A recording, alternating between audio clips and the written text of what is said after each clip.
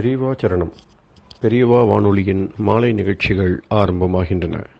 இன்றைய எமது நிகழ்ச்சிகள் நித்திய குரு பாதுகா பூஜா, ஸ்ரீ ரா கணபதி அவர்கள் எழுதிய புத்தகத்தின் ஒளிவடிவம், ஆன்மீக உரை, மகா பெரியவா மகிமை, உபன்யாசம். பெரியவா சரணம். பெரியவா சரணம். அடுத்த நிகழ்ச்சி நித்திய குரு பாதுகா பூஜை. शुक्लां भरदरं विष्णुं शशिवर्णं चतुर्भुजं प्रसन्नवदनं ध्यायेत् सर्वविघ्नोपशान्तये। ममोपात्त समस्त दुरितक्षयद्वारा श्री परमेश्वर प्रीत्यर्थं गुरुप्रसाद सिद्ध्यर्थं गुरुप्रीत्यर्थं गुरुपादपूजाम् अद्य करिष्ये। गुरुर्ब्रह्मा गुरुर्विष्णुर्गुरुर्देवो महेश्वरः गुरुः साक्षात् परब्रह्म तस्मै श्रीगुरवे नमः। अपारकरुणासिन्धुं ज्ञानदं शान्तरूपिणं श्रीचन्द्रशेखरगुरुं प्रणमामि मुदान्वहम्। सदाशिवसमारम्भां शङ्कराचार्यमध्यमाम् अस्मदाचार्यपर्यन्तां वन्दे गुरुपरम्पराम्. எல்லோரும் குருவை பெரிவாளை தியானம் பண்ணிண்டு அர்ச்சனை பண்ணுவோம். அஷ்டோத்திரம். பெரியவா அஷ்டோத்திரம் பல அஷ்டோத்திரங்கள் இருக்கு. அதுல எளிமையா சுலபமா எது இருக்கோ அதை நான் இப்ப சொல்றேன். எல்லோரும் இதை கேட்டுண்டே திருப்பி சொல்ல முடிஞ்சுவா சொல்லி சொல்லி பெரிவாளுக்கு பாதத்துல ஒவ்வொரு புஷ்பத்தை அர்ச்சனை பண்ணலாம். ओम श्री कांची कामकोटि पीठाधीश्वराय नमः. श्रीमत् चंद्रशेखरेन्द्र सरस्वती गुरुभ्यो नमः. संन्यासाश्रम शिखराय नमः. काषाय दंडधारिणे नमः. सर्वपीठापहारिणे नमः. स्वामिनाथ गुरवे नमः. करुणासागराय नमः. जगदाकर्षण शक्तिमते नमः. सर्वचराचर हृदयस्थाय नमः. ओम भक्त परिपालक श्रेष्ठाय नमः. धर्म परिपालकाय नमः. श्री जयेन्द्र सरस्वत्याचार्याय नमः. श्री विजयेन्द्र सरस्वती पूजिताय नमः. शिवशक्ति स्वरूपाय नमः. भक्ताभीष्ट प्रदायकाय नमः. ब्रह्मण्य पोषकाय नमः. ब्रह्म विष्णु शिवैक्य स्वरूपाय नमः. कांची क्षेत्रवासाय नमः. कैलाश शिखरवासाय नमः. स्वधर्म परिपोषकाय नमः. चातुर्वर्ण संरक्षकाय नमः. लोकरक्षण संकल्पाय नमः. ओम ब्रह्मनिष्ठापराय नमः. सर्वपापहराय नमः. धर्मरक्षक संतुष्टाय नमः. भक्तार्पितधन स्वीकर्त्रे नमः. सर्वोपनिषत् सारज्ञाय नमः. सर्वशास्त्रगम्याय नमः. सर्वलोक पितामहाय नमः. भक्ताभीष्ट प्रदायकाय नमः. ब्रह्मण्य पोषकाय नमः. नानाविध पुष्पार्चितपताय नमः. रुद्राक्ष क्रीडधारिणे नमः. भस्मोद्दोलित विग्रहाय नमः. सर्वज्ञाय नमः. सर्वचराचर व्यापकाय नमः. अनेक शिष्य परिपालकाय नमः. मनश्चाञ्चल्य निवर्तकाय नमः. अभयहस्ताय नमः. भयापहाय नमः. यज्ञपुरुषाय नमः. यज्ञानुष्ठान रुचिप्रदाय नमः. यज्ञसम्पन्नाय नमः. यज्ञसहायकाय नमः. यज्ञफलदाय नमः. यज्ञप्रियाय नमः. उपमानरहिताय नमः. स्फटिक तुलसी रुद्राक्ष हारधारिणे नमः. चातुर्वर्ण समदृष्टये नमः. ऋग्यजुस्साम अथर्वणादि चतुर्वेद संरक्षकाय नमः. दक्षिणामूर्तिस्वरूपाय नमः जाग्रत् स्वप्न सुषुप्ति अवस्थातीताय नमः कोटिसूर्यतुल्यतेजोमय शरीराय नमः साधुसङ्गसंरक्षकाय नमः अश्वगज गोपूजा निर्वर्तकाय नमः गुरुपादुकपूजातुरन्तराय नमः कनकाभिषिक्ताय नमः स्वर्णबिल्वदलपूजिताय नमः सर्वजीवमोक्षदाय नमः मूकवाक्ताननिपुणाय नमः नेत्रदीक्षादानाय नमः द्वादशलिङ्गस्थापकाय नमः गानरसप्रियाय नमः ब्रह्मज्ञानोपदेशकाय नमः सकलकलासिद्धिताय नमः चातुर्वर्ण्यपूजिताय नमः अनेकभाषासम्भाषण कोविताय नमः अष्टसिद्धिप्रदायकाय नमः ओम श्री शारदामठसुस्थिताय नमः नित्यान्नदानसुप्रीताय नमः प्रार्थनामात्रसुलभाय नमः पादयात्राप्रियाय नमः नानाविधमतपण्डिताय नमः श्रुतिस्मृतिपुराणज्ञाय नमः देवयक्षकिन्नरकिंपुरुषपूज्याय नमः श्रवणानन्दकरकीर्तये नमः दर्शनानन्दाय नमः अद्वैतानन्दभरिताय नमः अव्याजकरुणामूर्तये नमः शैव वैष्णवादिमान्याय नमः श्रीशङ्कराचार्याय नमः दण्डकमण्डलोहस्ताय नमः वीणामृदङ्गसकलवाद्यनाथस्वरूपाय नमः रामकथारसिकाय नमः वेदवेदाङ्ग आगमादिसकलकलासतस्प्रवर्तकाय नमः हृदयगुहाशयाय नमः शतरुद्रीयवर्णितस्वरूपाय नमः केदारेश्वरनाथाय नमः अविद्यानाशकाय नमः निष्कामकर्मोपदेशकाय नमः लघुभक्तिमार्गोपदेशकाय नमः लिङ्गस्वरूपाय नमः सालग्रामसूक्ष्मस्वरूपाय नमः कालड्यां शङ्करकीर्तिस्तम्भनिर्माणकर्त्रे नमः जितेन्द्रियाय नमः शरणागतवत्सलाय नमः श्रीशैलशिखरवासाय नमः डमरुकनादविनोदाय नमः वृषभारूढाय नमः दुर्मदनाशकाय नमः आभिचारिकदोषहर्त्रे नमः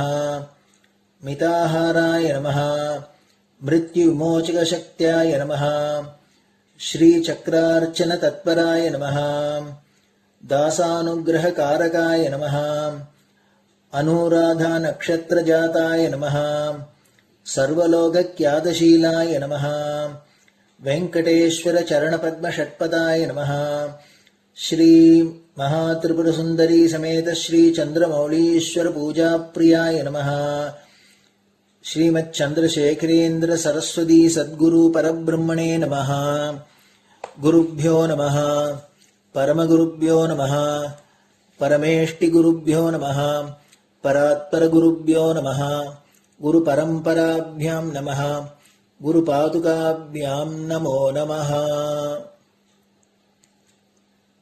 அடுத்தது ஊதுபத்தி இருந்தா அதை காமிச்சு தூபம், நெய் தீபம் இருந்தா காமிச்சு அதை நெய் தீபம் தீபம் காமிச்சுட்டு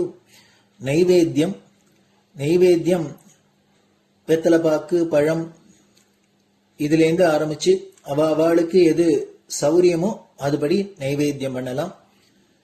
அதுக்கு அடுத்தது கற்பூர ஹாரத்தி பண்ணி எல்லோரும் பிரதட்சிண நமஸ்காரம் பண்ணி பெரியவாள்கிட்ட பிரார்த்தனை பண்ணிண்டு எல்லோரும் க்ஷேமமா இருக்கணும், லோகம் பரம மங்களமா சௌக்கியமா இருக்கணும், எல்லோரும் வியாதி வெக்க இல்லாத ஆயுராரோக்கிய ஐஸ்வர்யத்தோட சாந்தம் அமைதியோட ஞான வைராக்கியத்தோட எல்லோரும் நல்லவர்களாயிருந்து நன்மையை அடையணும்னு பிரார்த்தனை பண்ணி இந்த பூஜையை தினம் செய்யலாம்.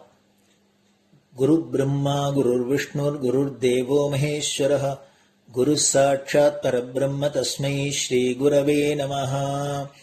அபார கருணா சிந்தும் ஞானதம் சாந்தரூபிணம் ஸ்ரீ சந்திரசேகர குரும் பிரணமாமி முதான்வகம். சதாசிவசமாரம்பாம் சங்கராச்சாரிய மத்யமாம் அஸ்மதாச்சாரிய பர்யந்தாம் வந்தே குரு பரம்பராம். குரு பாத பூஜை நிறைவடைஞ்சது. பெரியவா சரணம். பெரியவா சரணம். பெரியவா வானொலியில் நேயர்கள் அடுத்து கேட்க இருப்பது ஸ்ரீ ரா கணபதி அவர்கள் எழுதிய புத்தகத்தின் ஒளி வடிவம். அளிப்பவர் ஸ்ரீமதி உமா சங்கர் அவர்கள். தேனினும் இனிய சொல்லான் தீச்சுடர் மேனி கொண்டான் ஊனுயிர்க்குயிரதான ஒன்றினைக் கலந்து நின்றான் ஏனினிக் கவலை நெஞ்சே இன்றுனக் அருள் செய்தான் இஞ்ஞானவான் காமகோட்டி நாதனை நம்புவோமே. ஜெய ஜெய சங்கர, ஹரஹர சங்கர. மகாபெரியவாளின் உபன்யாசங்களை ரா கணபதி அண்ணா தெய்வத்தின் குரல் என்ற பெயரில் 7 பாகங்களாக நமக்கு தொகுத்து அளித்ததின் முதல் பாகத்தின் அடுத்த பகுதி. நவீன காலத்தவர்களுக்கு இந்த விளக்கங்கள் எக்ஸ்பிளனேஷன்ஸ் போதாது. சயின்ஸ் படி ப்ரூஃப் கேட்பார்கள். அப்படி பார்த்தாலும் இப்போது பாராசைக்காலஜிக்காரர்கள் இந்த விஷயத்தில் நிறைய ஆராய்ச்சி பண்ணி ஜன்மாந்தரங்கள் உண்டு என்பதற்கு ஆதரவாக அநேக விஷயங்களை சொல்கிறார்கள். உலகம் முழுக்க இவர்கள் சுற்றி வந்ததில் எத்தனையோ இடங்களில் பூர்வ ஜென்மாவை நன்றாக ஞாபகம் வைத்துக்கொண்டு சொன்ன பல பேர்களை பார்த்திருக்கிறார்கள். பூர்வ ஜென்மத்தில் இப்போதைய இடத்துக்கு துளி கூட சம்பந்தமே இல்லாமல் வேறு எங்கேயோ இருக்கப்பட்ட தூர தேசங்களில் தாங்கள் பார்த்தவற்றை நினைவாக சொல்கிற பல பேர் இருக்கிறார்கள். இந்த ஜென்மாவில் கொஞ்சம் கூட சம்பந்தமில்லாத பலரிடம் அப்போது இவர்கள் சம்பந்தப்பட்டிருக்கிறார்கள். அந்த விவரங்களை எல்லாம் மறக்காமல் சொல்கிறார்கள். இவர்கள் சொல்வது உண்மைதானா என்று பரிசோதித்து பார்ப்பதற்காக பாராசைக்காலஜிக்காரர்கள் அந்தந்த ஊர்களுக்கு போயிருக்கிறார்கள். போனால் அங்கே ஆச்சரியப்படுகிற மாதிரி இவர்கள் சொன்ன அடையாளங்களை, இவர்கள் பூர்வத்தில் சம்பந்தப்பட்டிருந்த மனுஷர்களை பார்க்கிறார்கள். இது மாதிரி 1, 2 அல்ல, ஏகப்பட்ட கேஸ்கள் இருக்கின்றன. நமக்கெல்லாம் முற்பிறவி சமாச்சாரங்கள் அடியோடு மறந்து போய்விட்டன. ஆனால் வெகு சிலருக்கு நினைவிருக்கிறது. அநேகமாக இப்படிப்பட்டவர்கள் பூர்வ ஜென்மத்தில் இயற்கையாக செத்து போகாமல் நேச்சுரல் டெத், அதாவது நோய் நொடி வந்து செத்து போகாமல் கொலை செய்யப்பட்டவர்களாகவோ அல்லது திடீரென்று ஒரு விபத்திலே சிக்கிக்கொண்டு அப்போது மரணமடைந்தவர்களாகவோ இருக்கிறார்கள் என்று ஆராய்ச்சியாளர்கள் சொல்கிறார்கள். மனிதன் விஷயத்தில் புனர்ஜென்மாவை, ரீஇன்கார்னேஷனை சொல்வது போல் சுவாமியின் விஷயத்தில் அவதாரங்களை, இன்கார்னேஷன் சொல்வது இந்து மதம் ஒன்றுக்கே உரிய இன்னொரு தனி அம்சமாகும். சத் வஸ்து ஒன்றுதான், அதுதான் இத்தனை ஜீவராசிகளாகவும் ஆகியிருக்கிறது என்பதே நம் மதத்தின் பரம தாத்பரியம். அப்படியானால் அந்த ஒரு பரம்பொருளே மாறி மாறி ஜனன மரணங்களுக்கு ஆளாகிற அத்தனை ஜீவராசிகளும் ஆகும். அது தவிர இந்த ஜீவ ஜட்டலோகத்தை எல்லாம் ரட்சிக்கிற ஈஸ்வரனாகவும் அது இருக்கிறது அல்லவா? இந்த ஈஸ்வரனுக்கு மனுஷ்யர்கள் போல் கர்ம பந்தம் இல்லை. மனிதன் கர்மத்தை அனுபவிக்கத்தான் பல ஜன்மா எடுக்கிறான். ஈஸ்வரன் இப்படி எடுக்க வேண்டியதில்லை. ஆனால் புது புது பிறவிகளில் இந்த ஜீவன் பழைய கர்மத்தை கழுவிக்கொள்ளாமல் மேலே மேலே சேற்றை வாரி பூசிக்கொள்கிறானே என்பதை பார்த்து அவனுக்கு வழிகாட்டி கைதூக்கி விடுவதற்காக பரம கருணையுடன் ஈஸ்வரனும் பூலோகத்தில் பல முறை அவதரிக்கிறான். அதர்மம் ஓங்கி தர்மம் நலிகிற போக்கு உச்சமாகிற போது அதர்மத்தை ஒட்டி அதர்மத்தை ஓட்டி தர்மத்தை நிலைநாட்டுவதற்காகவும் சாதுக்களை ரட்சித்து துஷ்டர்களை சிக்ஷிப்பதற்காகவும் பகவான் பல அவதாரங்களை செய்கிறான். கிருஷ்ண பரமாத்மா கீதையில் இப்படி சொல்லி இருக்கிறார். எல்லாமே சுவாமி என்பது ஒரு நிலை, அது நம்மால் கிரகிக்க முடியாத நிலை.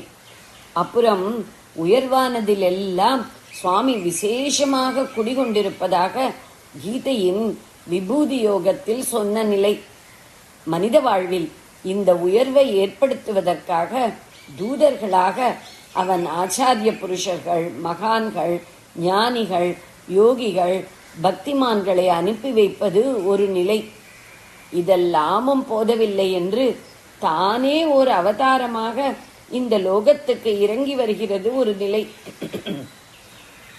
அவதரணம் என்றால் இறங்கி வருவது என்றே அர்த்தம். பரத்துக்கு பரமாக, பராத்பரமாக, அப்பாலுக்கு அப்பால் என்பார்கள். அப்படி இருக்கப்பட்ட ஈஸ்வரன் இறங்கி வந்து நமக்கு நடுவில் பிறந்து தர்மஸ்தாபனம் பண்ணுவது அவதாரம் எனப்படுகிறது. சித்தாந்த சைவர்கள் சிவபெருமான் அவதரித்ததாக ஒப்புக்கொள்வதில்லை. ஆதிசங்கர பகவத் பாதாள் ஈஸ்வராவதாரம், ஞான சம்பந்தர் முருகனின் அவதாரம் என்றெல்லாம் சொல்வதை அவர்கள் ஒப்புக்கொள்ள மாட்டார்கள். கர்ப்பவாசம் செய்வது, மாம்சமயமான நரதேகத்தில் இருப்பது எல்லாம் சுவாமிக்கு இழுக்கு என்பது அவர்களுடைய அபிப்பிராயம். அத்வைதிகளுக்கோ கர்ப்பவாசம் செய்த மாம்ச சரீரத்தில் இருக்கிற இத்தனை பேருமே சாரத்தில் பிரம்மம்தான். ஆகையால் ஈஸ்வராவதாரத்தில் அவர்களுக்கு நிஷித்தமாக எதுவும் தெரியவில்லை. சித்தாந்த ரீதியில் வைஷ்ணவர்களுக்கும் சைவர்களுக்கும் பல ஒற்றுமை இருந்த போதிலும் பிரம்மமேதான் ஜீவனாயிருக்கிறது என்ற அத்வைத்தத்தை வைஷ்ணவர்கள் அப்படியே ஒப்புக்கொள்ளாத போதிலும் வைஷ்ணவர்கள் யாவரும் அவதார கொள்கையை ஒப்புக்கொள்கிறார்கள். பொதுவாக லோக வழக்கிலும் அவதாரம் என்றாலே மகாவிஷ்ணுவின் தசாவதாரங்கள் தான் நினைக்கப்படுகின்றன. வைஷ்ணவர்கள் அவதாரங்களை ஒப்புக்கொள்வதற்கு காரணம் பகவான் பரம காருண்யனானபடியால் ஜனங்கள் உஜ்ஜீவிக்கச் செய்வதற்காக தன்னை எவ்வளவு வேண்டுமானாலும் குறைவுபடுத்திக் கொள்வான் என்று அவர்கள் நம்புவதுதான். உள்ளுக்குள்ளே தான் சுவாமியே என்று நன்றாக தெரிந்து கொண்டு வெளியில் ஏதோ மனுஷன் போல் வேஷம் போடுவதால் அவருக்கு கொஞ்சம் கூட தோஷமோ குறைவோ வந்துவிடவில்லை. மொத்தத்தில் ஹிந்து மதம் எனப்படும் வைதீக நெறி அவதார கொள்கையை ஏற்கிறது என்றே சொல்லிவிடலாம். ஏனென்றால் சைவர்களும் தங்களது முழு முதற் கடவுளான சிவபெருமான் அவதரிப்பதில்லை என்று சொன்ன போதிலும் மகாவிஷ்ணு தசாவதாரம் செய்ததாக ஒப்புக்கொள்கிறார்கள். ஜெய ஜெய சங்கர, ஹரஹர சங்கர. பெரியவா சரணம். இந்நிகழ்ச்சியின் அடுத்த பகுதி நாளை மாலை இதே நேரத்தில் ஒளிபரப்பாகும். பெரியவா சரணம். பெரியவா சரணம். பெரியவா வானொலியில் நேயர்கள் அடுத்து கேட்க இருப்பது திரு கவிக்கண்ணன் அவர்களின் ஆன்மீக உரை. பெரியவா சரணம். ராம் ராம். ஸ்ரீ குருப்யோ நமஹ. ஜெய ஜெய சங்கர, ஹர ஹர சங்கர. பெரியவா வானொலி நேயர்கள் அனைவருக்கும், மகா பெரியவாவுடைய பக்தர்கள் அனைவருக்கும் அடியேன் கவிக்கண்ணனின் அன்பு கலந்த நல்வாழ்த்துக்கள். முதல்ல இந்த அனுபூதி என்கக்கூடிய சொல் மாலையானது சிறப்பாக இருக்க வேண்டும் அப்படின்னு சொல்லி விநாயக பெருமான ஸ்தோத்திரம் பண்ணி அவருடைய அருளை வேண்டி முதல் பாடல் ஆரம்பிச்சிருக்கோம். அதுக்கு அடுத்த பாட்டல்ல அந்த முருகப்பெருமானுடைய அழகான மயிலையும் சேவலையும் வேலையும் இன்றும் பாடக்கூடிய அருள் தனக்கு வேண்டும் அப்படின்னு சொல்லிட்டு முருகப்பெருமான அருணகிரிநாதர் கேட்கின்றார்ன்றதை பார்த்தோம். அதுக்கு அடுத்த பாடல்ல உல்லாச நிராகுல யோக இத சல்லாவ வினோதனம் நீ அலையோ எல்லாமர என்னை இழந்த நலம் சொல்லாய முருகா சுரபூபதி அப்படிங்கிற பாடல விண்ணிற்கும் மண்ணுலகத்துக்கும் தலைவனாகவும் இன்பமே தானாக இருப்பவரும் துன்பம் இல்லாதவரும் யோக மூர்த்தியாக விளங்கக்கூடியவரும், எப்பொழுதும் இனிமையாக பேசுகின்றவரும், மகிழ்ச்சியை தருகின்றவருமான, அருள் திருவிளையாடல்களை புரிகின்றவரான அந்த முருகப்பெருமானை வேண்டி தனக்கு எல்லா விதமான பற்றுகளும் அறவே ஒழிந்து சாயுஜ்யம் கிடைக்க வேண்டும்னு வேண்டிக் கொள்கிறார் அப்படின்னு அந்த பாடல பார்த்தோம். இன்னைக்கு நம்ம பார்க்க போறது மூணாவது பாடல்ல வானோ புனல் பார் கனல் மாருதமோ ஞானோதயமோ நவில் நான் மறையோ யானோ மனமோ என ஆண்ட இடம் தானோ பொருளாவது ஷண்முகனே. வானோ புனல் பார்க்கனல் மாருதமோ ஞானோதயமோ நவில் நான் மறையோ யானோ மனமோ என்னை ஆண்ட இடம் தானோ பொருளாவது ஷண்முகனே. ஷண்முகனேன்னு அடர் பண்றார். இதெல்லாம் சுவாமி பார்த்து நிறைய கேட்டிருக்காரு.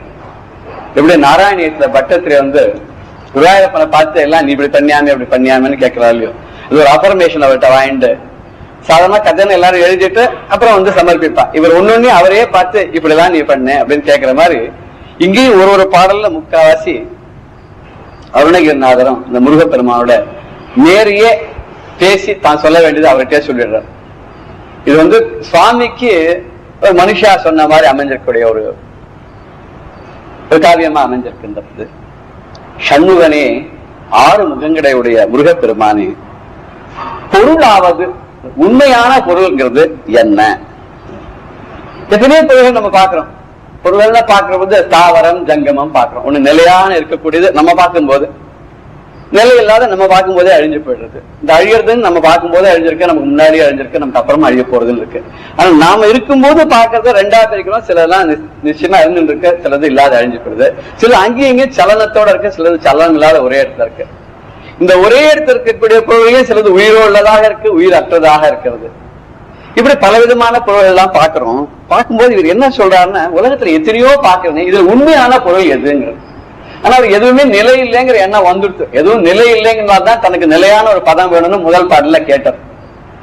எதுவுமே நிலை இல்லைன்னா நிலை என்னது அப்படின்னு ஒண்ணுன்னா பார்த்து ஒரு எலிமினேஷன் ப்ராசஸ் மாதிரி கேட்டுட்டே வர்றார். தான் பார்க்கறதெல்லாம் இவன் முன்னாடியே பார்த்த மாதிரி இவ பெரிய மகான்கள்லாம் பண்றக்கூடிய பல இந்த மாதிரி காரியங்களுக்கு எல்லாம் வரும்போது சாதாரணமா ஒரு வேற இந்த மாதிரி ஒரு பக்தி பூர்வமான அர்த்தங்களே நம்ம பார்த்துன்னு போக முடியுது. அதே ரொம்ப பெரிய விற்பனர்களா இருக்கக்கூடிய சான்றோர்கள் எல்லாம் அத வேதாந்த பரமாவும் அதுக்கு அர்த்தம் சொல்லி நமக்கு அதை புரிய வைக்கிறான். இங்க நம்ம பக்தி பரமா தான் பார்த்துன்னு போறோம் அப்படிங்கறத வரைச்ச அந்த பஞ்சபூதங்களை முதல்ல எடுத்துக்கிறாரு. ஏன்னா கண்ணுக்கு தெரிஞ்சது அதுதான் இருக்கு. உலகத்துல எல்லாமே இந்த பஞ்சபூதங்கள் அடங்கினதுன்னு சொல்றோம். இந்த சிருஷ்டி எல்லாமே அதை மேற்கொண்டுதான் வச்சிருக்கேன்னு சொல்றோம். உடம்புல இந்த பஞ்சபூதங்களும் அப்படியே இருக்குன்னு சொல்றோம். அதுக்காக ஒன்னொன்னா கேட்கிறார். வானோ, நீ இருக்கிறது ஆகாசமா அப்படின்னு எடுத்துக்கலாம். இல்ல வானம் அப்படின்னா வானம் தான் உண்மையான பொருளா, நிலையான பொருளா, என்னன்னைக்கு நிலைத்திருக்கக்கூடிய பொருளா? வான் இல்லை, ஆகாசம் இல்லை அப்படின்னா ஆகாசம் என்னைக்கு இருக்கிறதா தெரியுது. படைப்பு காலத்துல இருந்து அந்த பூமியை சமன்படுத்தினாராம் பிரம்மா. அந்த சமன்படுத்தும் போது ஏற்பட்ட இடைவெளிதான் ஆகாசம் ஆச்சுன்னு ஒரு விற்த்தாந்தத்தை சொல்ற. அது அப்போ எழுந்த ஒரு ஒலி இருக்கே, அதான் ஓம் என்ற ஒலி, அது ஆகாசத்தை முழுக்க வியாபிச்சிருந்ததுன்னு ஒரு கதை இருக்கு. அப்படி இந்த ஆகாசத்துல அந்த என்னைக்கும் அந்த ஓம்ங்கக்கூடிய அந்த பிரணவ ஒலியானது எங்கும் நிறைந்து கொண்டிருக்கிறது. அந்த ஆகாசம் அதனால என்னைக்கு நிலையாக இருக்கிறது. மற்ற அண்ட சராசரங்கள்லாம் பார்த்தாலும் அழிஞ்சு திரும்பி உற்பத்தி ஆகிட்டு இருக்கு. அதனால வான் தான் நிலையான பொருளா?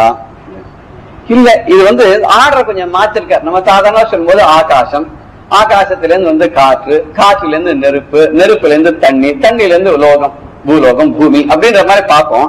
இவர் இந்த பாடல்ல சொல்லும் போது பாடல் பிராசத்துக்கு அவர்த்துக்காக சில அப்படி மாற்றி இருக்கார். வானோன்னர், அப்புறம் புனலோன்னர். புனலோன்னாக்க இங்க தண்ணீர். தண்ணீர் மேகமாவும் இருக்கு. அதனால கூட 2ஆவதா சொல்லிருக்கலாம். ஏன்னா ஆகாசத்துக்கு அடுத்து நம்ம பார்க்கறது மேகங்கள் தானே, மேகத்துல முழுக்க தண்ணீர் தானே. அதனால ஒரு அப்படி எடுத்துட்டாத்துல தண்ணீர் நிலையான பொருளா அப்படின்னு கேட்டோம். இல்ல பாரோ அப்படின்னு, பாருன்னா உலகம், இந்த பூமி, இந்த பூமி நிலையான பொருளா? இல்ல கனலோ, நெருப்பு, பஞ்சபூதங்கள எதுவும் ஒண்ணு இருக்கு, இந்த நெருப்பு தான் உண்மையான பொருளா, எப்போது இருக்கக்கூடிய நிலையான பொருளா? இல்ல மாருதமோ, மாருதமோனா காற்று. இந்த பஞ்சபூதங்கள்ல இது எது நிலையான பொருள்? இது எதுவும் இல்லை அப்படின்னு சொன்னா ஞான உதயமும், ஞான உதயம்னா இங்க அறிவு தோன்றுதல். என்ன விதமான அறிவுனாக்க எது உண்மையான பொருள்னு ஆராய்ச்சி பண்ணக்கூடிய ஒரு ஞானம், அந்த அறிவு தோன்றக்கூடியது.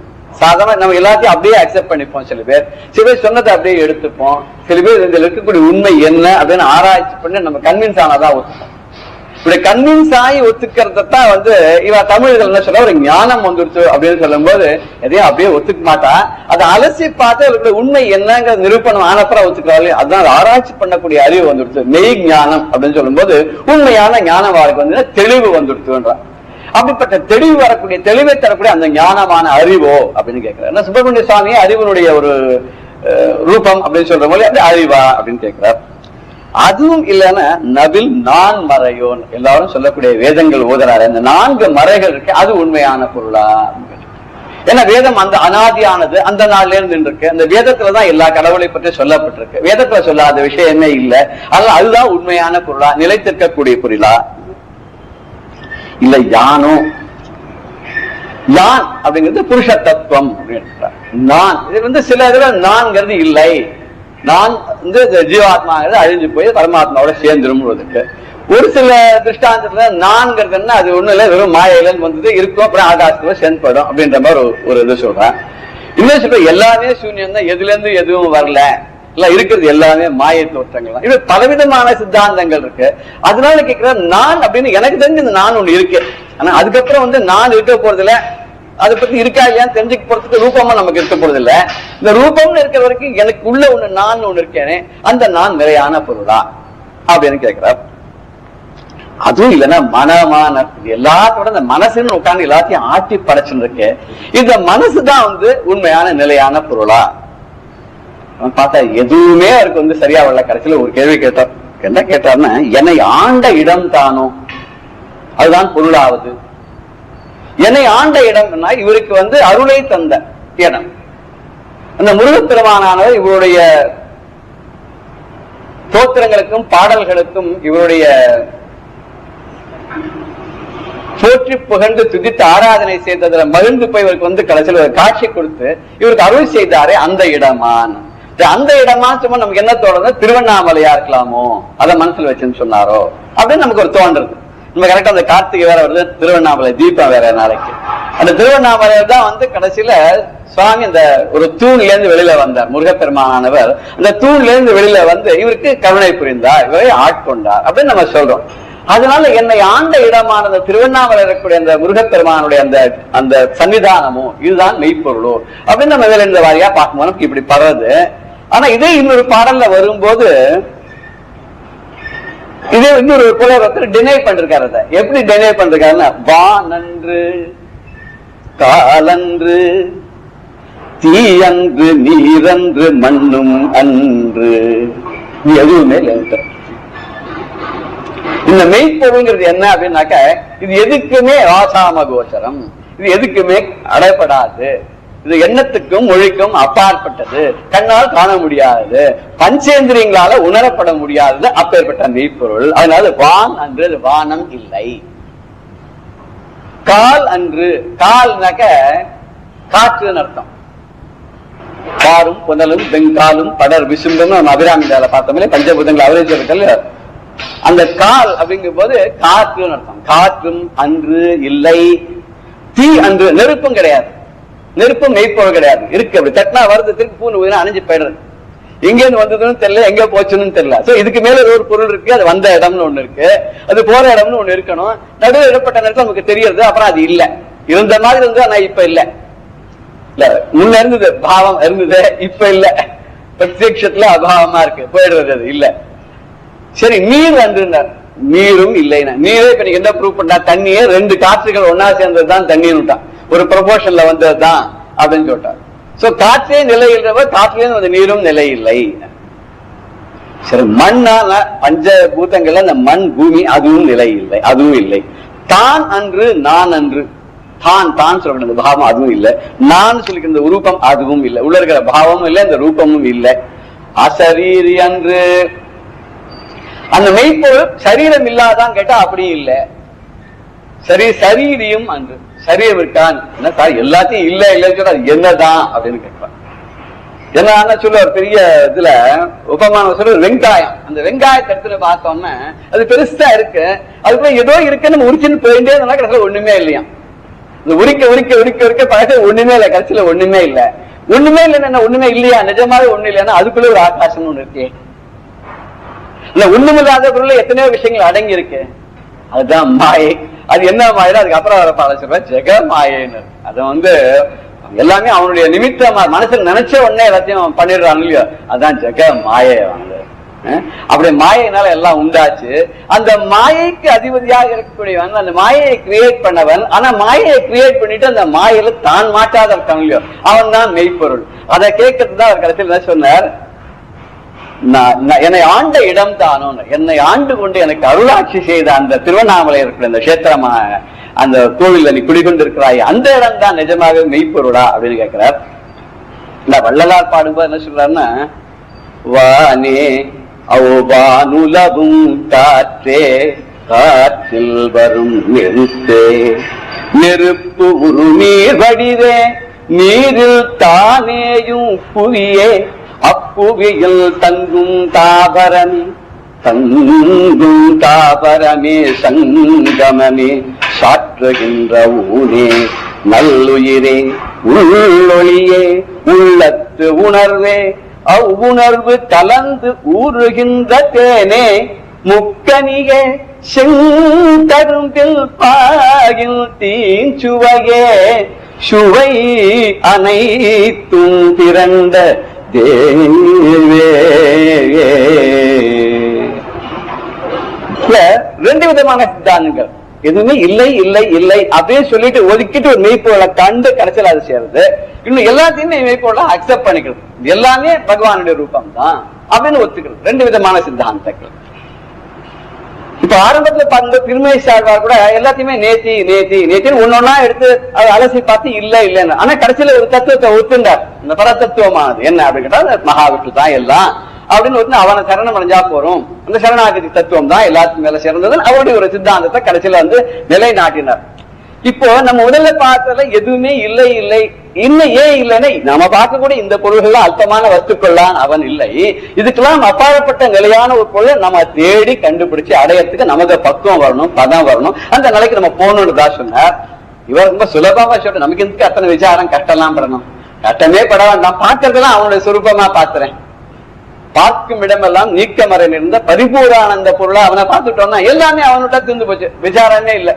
இல்ல ஒரு டிஸ்கஷனோ ஒரு டிபேட்டோ ஒண்ணுமே வேண்டாம், சுவாமியா ஒத்துண்டாச்சு. கொஞ்சம் கொஞ்சமா முதல்ல ரூபத்திலிருந்து அவன் உருவமும் அருவமும் ஆனவன். அவன் அது முதல்ல உருவத்தோட வழிபாடு பண்ணுவோம். அப்புறம் கொஞ்சம் கொஞ்சமா போய் அது இதெல்லாம் தாண்டி இதுக்கு மேல அப்படின்னு ஒரு ரியலைசேஷன் வரும்போது அப்படி ரொம்ப சுலபமா போயிடுவேன், படிப்படியா போலாமே, தாண்டி போக வேண்டாம். இவர் சுத்த ஒரு பக்தி மார்க்கத்தை நமக்கு சொல்லியிருக்காரு. ஆனா கடைசியில இவரும் சன்மார்க்கன்னு பின்னாடி அவரும் எல்லா சாமியும் பாடிக்கிட்டு முடிச்சுட்டு கடைசியில என்ன பண்ணார், சுடர் ஜோதி அவர் அங்கே போயிட்டார். கடைசியில ஒரு சுடருக்குள்ளே பகவானை பார்த்தார். இன்னைக்கு அணையாத ஜோதியாக வள்ளலார் ராமலிங்க சுவாமிகளுக்காக அந்த கோவில்ல இன்னைக்கு வழிபாடு அந்த ஜோதியை தான் கும்பிடுறார். ஆனா அவர் எல்லா சாமியும் பாடியிருக்கார். அவர் பாடாதவர் முருகனை பாடிருக்கார், அம்பாளை பாடிருக்கார், சிவனை பாடிருக்கார், நாராயண பாடிருக்கார், திரு அருள் சொல்லி அவ்வளவு அழகா ஒருத்தனை பாடிருக்கார். அவர் சொல்லும்போது வானே அவன் தான் ஆகாசம், வான் உலவும் காற்று. ஆகாசத்துல உலகக்கூடிய காற்று இருக்கு, எங்கேயும் ஆகாசத்தானே போயிட்டு இருக்கு. அதுவும் பூமி கொஞ்சம் மேலதான் நின்று இருக்குது, பூமியில ஒட்டி இல்லவே இல்லை. ஏன்னா எல்லாத்தோட எளிதான ஒரு லேசான பொருள் அது மேல அப்படி போயிட்டு இருக்கு. அதுல இந்த ஆகாசத்துல உலகக்கூடிய காற்றும் அவன் தான். காற்றில் வரும் நெருப்பு, நெருப்பு காற்றுல தான் வரும், காற்று இல்லாத நெருப்புக்கு எக்ஸிஸ்டன்ஸ் கிடையாது. அதனால அந்த காற்றில் வரும் நெருப்பு அவன் தான். நெருப்பு உரு நீர் வடிவேன், நெருப்புல இருந்தா நீர் வந்ததுங்கிறார். அந்த உருவான நீரும் அவன் தான். நீரில் தானேயும் புவியேன், அந்த நீரிலிருந்து தோன்றியதாக பூலோகம். அதுக்கு ஒரு சித்தாந்தம் என்ன சொல்றாருனாக்க, பிரம்மாவை மகாவிஷ்ணு படைச்சுட்டாராம். அவர் நாதிக்கணத்தை உட்கார்ந்து சுத்தி வர பாக்குறாராம். பார்க்கும்போது எங்க பார்த்தாலும் ஒரே கடலா இருக்கான். இவருக்கு ஒண்ணும் புரியல. இங்க சுத்திக்கிட்டே பார்த்தா நம்ம எங்க இருந்து வந்தோம் தெரியல, தன்னை படைச்சவன் யாருன்னு தெரியல, நம்ம ஏன் இங்க உட்கார்ந்து இருக்கோம் தெரியல, சரி நமக்கு என்ன வேலைன்னு தெரியல, ஒண்ணுமே புரியல. சோ பகவான ஸ்தோத்திரம் பண்ணி அவர் தண்ணீர் விட்டு அழறாரா, நான் யாரு என்னன்னு தெரியலையே, எனக்கு ஒரு வழியை காட்ட மாட்டியா அப்படின்னு சொல்லி. யாரும் தெரியாத, எதை பார்த்தாலும் என்னன்னு தெரியாத ஒரு பிரமிப்பான ஒரு சூழ்நிலை. தனியா வேற இருக்கார், அப்படியே அழ ஆரம்பிச்சாராம். கண்ணுல நீர்த்துளிகள் எல்லாம் வந்தான். அந்த நீர் துளிகள்லாம் விழும்போது என்ன ஆச்சு, கீழே வர வர வர வர அது ஒரு மாதிரி சாலிட் ஆயிட்டான். நம்ம சாதாரண நீர் பனிக்கட்டி ஆற மாதிரி ஆயிருக்கும் போல. அந்த கண்ணீர் துளிகள்லாம் சாலிட் ஆகி என்ன பண்ணிட்டான், ஒரு கனமா பூமி மாதிரி ஆச்சா, ஒரு பொருள் கனத்தை பொருளா அது சமுத்திரத்துக்குள்ள மொழி போயிட்டான். மொழி போனோடனே அப்பதான் ரியலைஸ் பண்ணாங்க, இது நம்ம ஏதோ ஒரு காரணத்துக்காக வந்துட்டோம், நம்ம தெரியாத உட்காந்து அழுதுன்னு இருக்கோமே, பரமாத்மாவை நினைச்சு பாக்குறான். அப்ப அந்த பரமாத்மா சொன்னாராம், உன்னை படைச்சதுக்கே நீ எல்லாத்தையும் படைக்கிறதுக்கு தான் இப்படி அழுதுன்னு உட்கார்ந்தா என்ன பண்றது, இப்போ உன் கண்ணில இருந்து விழுந்துது, அதையே நான் ஆதாரமா வச்சு உனக்கு படைப்பு தொழில் சொல்லிக் கொடுக்கறேன்னு சொல்லி பூமிக்குள் அவரே வராக அவதாரம் எடுத்துன்னு போய் அந்த பூமியை மீட்டு கொண்டு வந்தார். ஒரு சரித்திரம். நம்ம வராகதாரத்துக்கு வேற ஒரு சரித்திரம் இருக்கு. பூமியை இரண்யாக்ஷன் சுருட்டி எடுத்துட்டு போயிட்டான் கீழே, அப்படியே ஒரு தசாவதாரத்துக்கு ஒரு சரித்திரம் வச்சுப்பான். இது பூமி பிரம்மாக்காக வராகாவதாரம் எடுத்து சாமி எடுத்து மேல கொண்டாராம், இவர்கிட்ட கொடுத்துட்டாராம். கொடுத்துட்டு இவருக்கு எல்லா விதமான சக்தியும் கொடுத்து நீ உலகத்தை படைப்பாயாகன்னு சொன்னாராம். அப்பதான் ஒன்னா படைச்சாராம். பார்த்து முதல்ல பஞ்சபூத்தங்கள் எல்லாம் படைச்சு ஒத்துத்ரா படிச்சு கடைசியில ஜீவராசிகள் எல்லாம். அதுக்கப்புறம் நம்ம நாராயணத்துல வர மாதிரி சனகாதி முனிவர்கள் எல்லாம் படிச்சா அவ எனக்கு பக்தி தான் ஆகணும் அப்படின்னு அழகலன்னு போயிட்டா. ருத்ரனை படைச்சா அவர் 11 ருத்ரனாய அவர் ருத்ரகணங்களாக படைக்க ஆரம்பிச்சா, வேண்டாம் அவரை நிறுத்திட்டா. இப்படி கொஞ்சம் கொஞ்சமா எப்படி அந்த சிருஷ்டி எப்படி வந்ததுங்க நம்ம சொல்றோம் இல்லையா. ஆனா இங்க இவர் பஞ்சபூத்தங்கள் ஆதாரமா இப்படிதான் உலகம் வந்தது அப்படிங்கிறார். பூமி ஆச்சு, அந்த புவியில் தங்கும் தாவரமே சங்கமமே. சங்கமம் ஜங்கமம் ஜாகுங்க சா. ஏன்னா சில சம்ஸ்கிருத எழுத்துக்கள்லாம் தமிழ்ல ஒரே எழுத்துதான் இருக்கும். அது ஒரு எழுத்து வச்சுதான் நம்ம எல்லாத்தையும் படிச்சுக்கணும். தாவரம் என்ன, தாவரம் ஜங்கமம், ஒரே இடத்துல நிலையா இருக்கிறது, அங்கங்க போகுது. உயிரினங்கள்லயே பலது அங்கெங்கே ஓடின்னு இருக்கு. இல்லாத ஒரே இடத்துல இருக்கக்கூடிய மரம் செடி கொடிகள் இருக்கு. உயிரே இல்லாத ஒரே இடத்துல ஜடமா இருக்கக்கூடிய கல்கள், அந்த மாதிரிலாம் சில பொருள்கள்லாம் இருக்கு இல்லையா, அதெல்லாம் உலோகங்கள் எல்லாம். இப்படி சாற்றுகின்ற ஊனே இந்த உடம்பு. ஊன்னா உடம்பு. இந்த உடம்பு எலும்பாலையும் சதையாலையும் தோலாலையும் உள்ள அத்தனையும் பண்ணிருக்காரு இல்லையா. இந்த உடம்பு அதுக்குள்ள இருக்கக்கூடிய உயிர், அந்த அதுக்குள்ள இருக்கக்கூடிய ஜோதி சுரூபம் இருக்கக்கூடிய சுவாமி, அந்த உள்ளே இருக்கக்கூடிய ஒளி, அதான் மாத்திரம் அந்த உள்ளத்தை உணரக்கூடிய ஞானம். நம்ம உடம்பு நமக்குள்ள உள்ளம் இருக்கு, ஒரு மனசு இருக்கு, இதுக்குள்ள அந்தர்யாமியா சுவாமி தான் இருக்கா, இருக்கக்கூடிய உணர்வை கொடுக்கக்கூடிய அந்த ஞானம். அந்த உணர்வு கலந்து ஊறுகின்ற தேனா இருக்கும். அந்த உணர்வு வந்தோம்னா மனசுக்கு சந்தோஷம் ஒண்ணு வருது. அந்த பரமாத்ம சுரூபம் நமக்கு மனசுல புரிய ஆரம்பிச்ச உடனே எல்லாத்துல இருந்து கொஞ்சம் கொஞ்சமா நம்ம விலகிடுறோம். வேண்டாதெல்லாம் நம்ம விலகி போயிடுறது. எல்லாம் விலகிறோம். நமக்கு ஒரு பரமானந்தமான உள் உணர்வு மாத்திரம் இருக்கு. சுவாத்மானந்த லபிபூத்த பிரம்மாதி ஆனந்த சந்தர் இல்லையா. இப்படி ஒரு பரமாத்மா ஒரு எண்ணமானது மனசுக்குள்ள அதை நம்ம அனுபவிக்க ஆரம்பிச்சுடுறோம். அப்ப தேன் மாதிரி இனிக்கிறது. அது எப்படி தேன் மாதிரி இருக்குன்னா முக்கனி மாதிரி இனிக்கிறது. முக்கனி நம்ம எந்த ஒரு கனி வேணாலும் படுத்துக்கலாம். அந்த காலத்துல இருந்ததுக்கு பலாப்பழம், மாம்பழம், வாழைப்பழம் தான் அந்த காலத்துல பிரதானமா இருந்திருக்கு. அந்த தனித்தனி முக்கனி அப்படின்னு சொல்லிருக்காரு இல்லையா. அப்படி 3 கனிகள். அது முதல்ல செங்கரும்பே. இந்த 3 கனியும் எப்படி இருக்கும் திடீர் ஒரு சந்தேகம். மாம்பழம் செஞ்சு புளிக்க கூட செய்யும். சில பழங்கள் திதிப்பா இல்லாதே இருக்கலாம். இதை விட ஒரு சொல்லணும். எப்படி அபிராமி இந்த அதுல சிவப்புக்கு ஓமை சொல்லும் போது ஒன்னொன்னா மாத்தி மாத்தி சொல்லிட்டு வந்தாரு. உதிக்கின்ற செங்கதிர் ஊச்சி திலகம் உணர்வுடையோர் மதிக்கின்ற மாணிக்கம் மாதுளம் பூ ஒன்னொன்னா சொல்லிட்டு வரல. இதை விட அது சிவப்பு, அதை விட அது சிவப்பு, அதை விட அது சிவப்புன்னு சொல்ற மாதிரி இங்க இனிப்புக்கு சொல்லிட்டு அந்த 3 பழங்களை சொன்னார். பழத்துக்கு அப்புறம் எது ரொம்ப இனிக்கும்? செங்கரும்பு, சிவந்த கரும்பு, அந்த முற்றின கரும்பு. அதோட சார் அவ்வளவு இனிமையாக இருக்கும்னார். அப்ப அதுவும் அவருக்கு போரும் தோணல. ஒண்ணு பாகின் தீஞ்சுவையனர். அந்த செங்கரும்பை பாகா காய்ச்சினா அதுக்கு தனி டேஸ்ட் ஒண்ணு வந்து விடுறது. அதுக்கு ஒரு வாசனை, அதுக்கு ஒரு ருச்சி எல்லாம் பார்க்கும்போது அடடா இதை விட ஒத்தியா ஒண்ணு இருக்காதோ அப்படின்னு சொல்ற மாதிரி கிடைக்கிறது. அந்த சுவையோன்னா அதுவும் அவருக்கு போறல. என்ன சொல்லிட்டார்? அனைத்தும் திரண்ட தேதியான. நான் எத்தனைலாம் சொன்னேனோ இது எல்லாம் ஒன்னா சேர்த்தா எவ்வளவு பேர் ஒரு ரொம்ப பரமானந்தமான ஒரு அனுபவத்தை நம்ம கொடுக்குமா. அப்பேற்பட்ட அனுபவம் தான் நீ விட்டார். இங்க வரும்போது பஞ்சபூத்தங்கள் ஒருத்தர் இல்லைன்னா ஆமா அதுக்கும் மேலே எல்லாத்துக்கும் மேல ஒரு இனிமையான ஒரு பரம்பொருள் என்னன்னு அதுதான் அப்படின்னு சொன்னார். அப்பேற்பட்ட ஒரு அந்த சுப்பிரமணிய சுவாமியா பாக்குறாரு. ஆதிசங்கர ஷண்மதம் நமக்கு ஸ்தாபிச்சு கொடுத்திருக்கார். இந்த ஷண்மத்துல கோமாரம்ங்கிறது ஒண்ணு. இவர் அருணகிரிநாதர் சில பேர்லாம் அப்படியே பிடிச்சிருக்கா. சாத்த வழிபாடு சில பேர் இங்க குமர வழிபாடு பண்ணிருக்கா. இந்த குமரனை எல்லாமா நினைத்து வழிபாடு பண்ணால இந்த இடத்துல குமரன் நம்ம எடுத்துக்கும் போது சுப்பிரமணிய சுவாமி இருக்கும்போது சுப்பிரமணியம் அப்படின்னு எடுத்தோம். சுத்தமான பிரம்மஸ்வரூபம் அப்படின்னு எடுத்தோம்னா பிரம்மஸ்வரூபத்தை இப்படி பாடியிருக்கார் அப்படின்னு சொல்றான். பெரியவா சரணம். இந்நிகழ்ச்சியின் அடுத்த பகுதி நாளை மாலை இதே நேரத்தில் ஒளிபரப்பாகும். பெரியவா சரணம். பெரியவா சரணம். அடுத்த நிகழ்ச்சி மகா பெரிவா மகிமை உபன்யாசம். வழங்குபவர் பிரம்மஸ்ரீ கணேச சர்மா அவர்கள். அபார கருணா சிந்தும் ஞானதம் சாந்தரூபிணம் ஸ்ரீ சந்திரசேகர குரும் பிரணமாமி முதான்பகம். காஞ்சி மகாபெரிவாளோட அனுகிரகம்ங்கிறது பெரிய சமுத்திரம் மாதிரி. அதுலேருந்து எல்லாருக்குமே மழையாக பொழியிறாப்புல இந்த பெய்கிற மழை, ஒரு சமுத்திரத்துலேருந்து பொழியிற மழை யார் வேணால் பிடிச்சிக்கலாம், யார் வேணால் அடையலாம், எந்த பாத்திரத்தில் வேணால் அதை ஏந்திக்கலாம். அதை போல் நம்மள்ட்டையும் யாராருக்கெல்லாம் பக்தி அப்படிங்கிறது இருக்கோ அவளுக்கு அத்தனை பேருக்கும் இந்த அனுகிரக தாரை பொழிஞ்சுன்னு தான் இருக்குது. அப்படி பெரியவா காஞ்சிபுரம் தேனம்பாக்கத்துலாம் இருக்கா. அப்படி இருக்கிறதே இந்த பெரியவாளோட அனுகிரகத்துக்கு பாத்திரமான பரம பக்தரான ஒரு பக்தரோட அனுபவத்தை நாம் கொஞ்சம் பார்க்கலாம். டிவிஆர் சாரி அப்படின்னு அவரோட பேர்.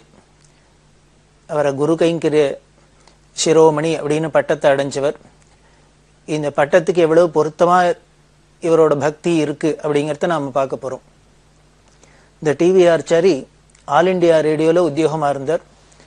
அப்போ பாண்டிச்சேரி வானொலி நிலையத்தில் உத்தியோகமாக இருந்தார். அப்படி இருக்கிறதே பாண்டிச்சேரியில் கோபாலையர் அப்படின்னு ஒரு பக்தர், காஞ்சி பெரியவா மேலேயும் காமகோடி பீடத்து மேலேயும் அளவில்லாத பக்தியுடையவர், பல கைங்கரியம் பண்ணியிருந்தவர். மாதம் பாண்டிச்சேரியில் பெரியவாளோட அனுஷத்துக்கு திருநட்சத்திரத்துக்கு ஆவகந்தி ஹோமெல்லாம் பண்ணி ஆயுஷோமெல்லாம் பண்ணி ஒரு பஸ்ஸில் எல்லாரையும் அழிச்சுன்னு வந்து பெரியவாள்கிட்ட பிரசாதத்தை கொடுத்து தரிசனம் பண்ணுறது இப்படிலாம் ஒரு பழக்கம் கோபாலையர் வச்சிருந்தார். அந்த கோபாலையரோட ஃப்ரெண்ட்ஷிப்னால இந்த டிவிஆர் சாரிக்கும் பெரியவாள்கிட்ட ஒரு ஈடுபாடு வந்தது, அறிமுகம் ஏற்பட்டது. அப்படி கோபாலையர் பெரியவாளை ஒரு தூரம் அழிச்சுன்னு வந்தார். அதுலேருந்து தொடர்ந்து நிறையா தரிசனம், மாதம் இவ பிரசாதம் எடுத்துன்னு வரத்தை எல்லாமும் இந்த சாரியும் வருவார். அப்படி வரத்தை என்ன பண்ணுவார், பஸ்ஸில் வரத்துனால ஒரு பஸ்ஸு தனியாக ஏற்பாடு பண்ணி வரத்துனால ஆல் இண்டியா ரேடியோவில் இருந்ததுனால அங்கே நிலைய வித்வான்கள் பல பேர், சங்கீத வித்வான்கள்லாம் அழிச்சுன்னு வந்து பெரியவாளுக்கு முன்னால் ஒரு இசை நிகழ்ச்சி நடத்தி வைக்கிறது அப்படின்லாம் ஒரு பண்ணிட்டு வந்திருந்தார், கைங்கரியம் பண்ணியிருந்தார். இந்த சாரியோட வீடு காஞ்சிபுரத்தில் இருக்குது. அவரோட குடும்பம் அங்கேயே இருந்தது, காஞ்சிபுரத்தில் இருந்தது. இவர் மட்டும் உத்தியோக நிமித்தமாக பாண்டிச்சேரியில் இருந்தார். அப்படி இருந்ததுனால வாரம் இங்கே வீட்டுக்கும் வராப்பில் இருக்கும். அப்படி வரத்தையெல்லாம் தவறாத பெரியவாளை போய் தேனம்பாக்கத்தில் தரிசனம் பண்ணுறது, பெரியவா எங்கே இருக்காளோ அங்கே போய் தரிசனம் பண்ணுறது அப்படின்னு வச்சிருந்தார். அப்படி வச்சுட்டு இருக்கிறவருக்கு அவள் எப்படி பெரியவாளை உபாசிச்சா அப்படின்னா, ஒவ்வொருத்தரும் பெரியவாளை தட்சிணாமூர்த்தி ஸ்வரூபம், பரமேஸ்வர ஸ்வரூபம் இப்படி எல்லாம் சொல்கிறா. ஆதிசங்கர என்ன சொல்கிறது சாஸ்திரம் அப்படின்னா, தட்சிணாமூர்த்தியே சம்போ மூர்த்தி சரதி புவனே அப்படின்னு சொல்கிறது. சம்புங்கிற அந்த ஆதிகுருவான தட்சிணாமூர்த்தி தான் இப்படி சங்கரராக வந்தார் அப்படின்னு சொல்கிறோம். அதே சங்கரர் தான் பெரியவாளா வந்தா அப்படின்னு எல்லா பக்தாலும் பல பேர் சொல்கிறா.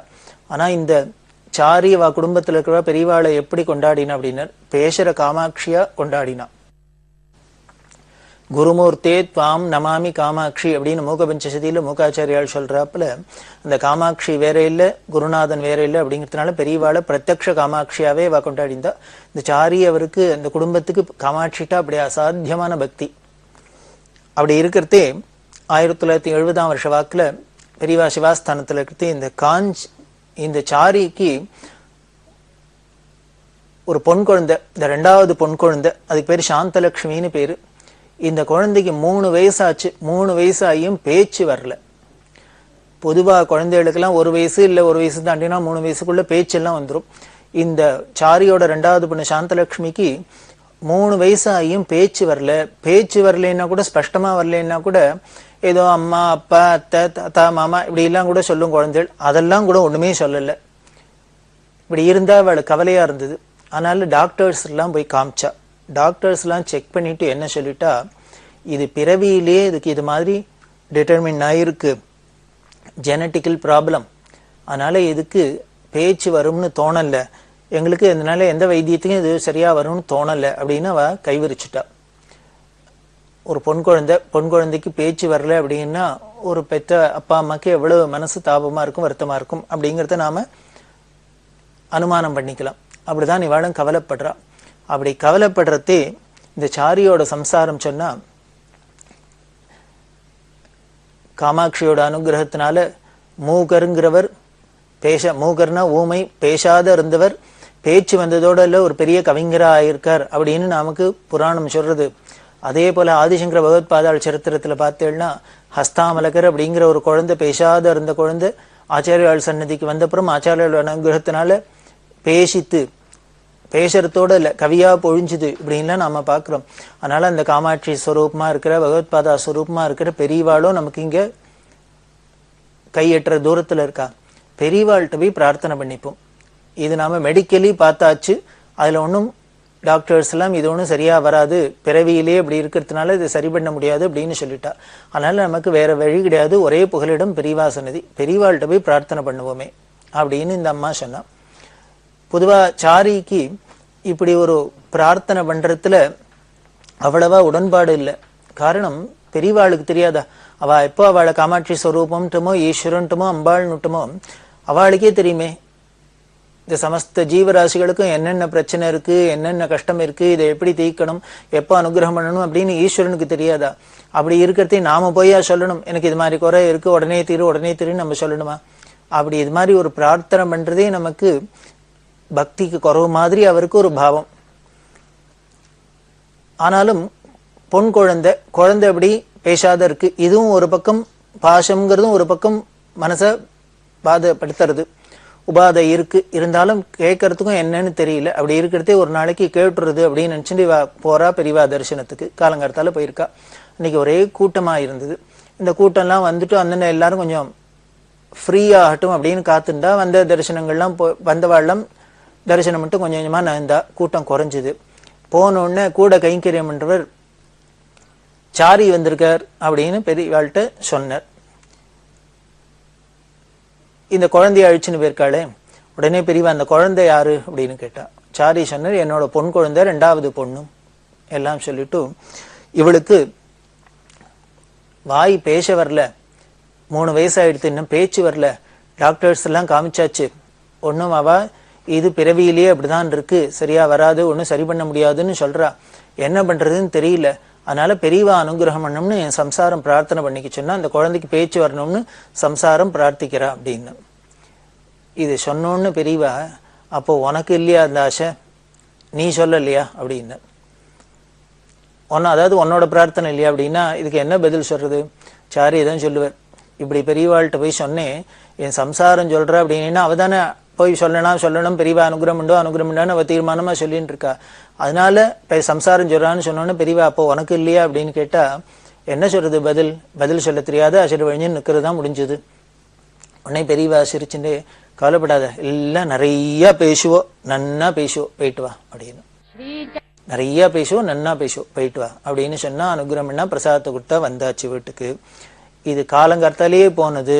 இது மாதிரி ஒரே கூட்டமா இருந்ததுனால தரிசனம் எல்லாம் பண்ணிவிட்டு இந்த பிரார்த்தனை எல்லாம் பண்ணி வரத்துக்கு ரொம்ப நேரம் ஆயிடுத்து. 3-4 மணி நேரம் ஆயிடுத்து. இவ வீட்டுக்கு வரத்தையே குழந்தைக்கு ரொம்ப பசிக்குமே, என்ன காலங்கார்த்தால ஏதோ பால்கள் சாப்பிட்டு போனது, ரொம்ப நேரம் ஆயிடுத்து அப்படின்ட்டு வரத்தையே சொல்லிட்டு வரா.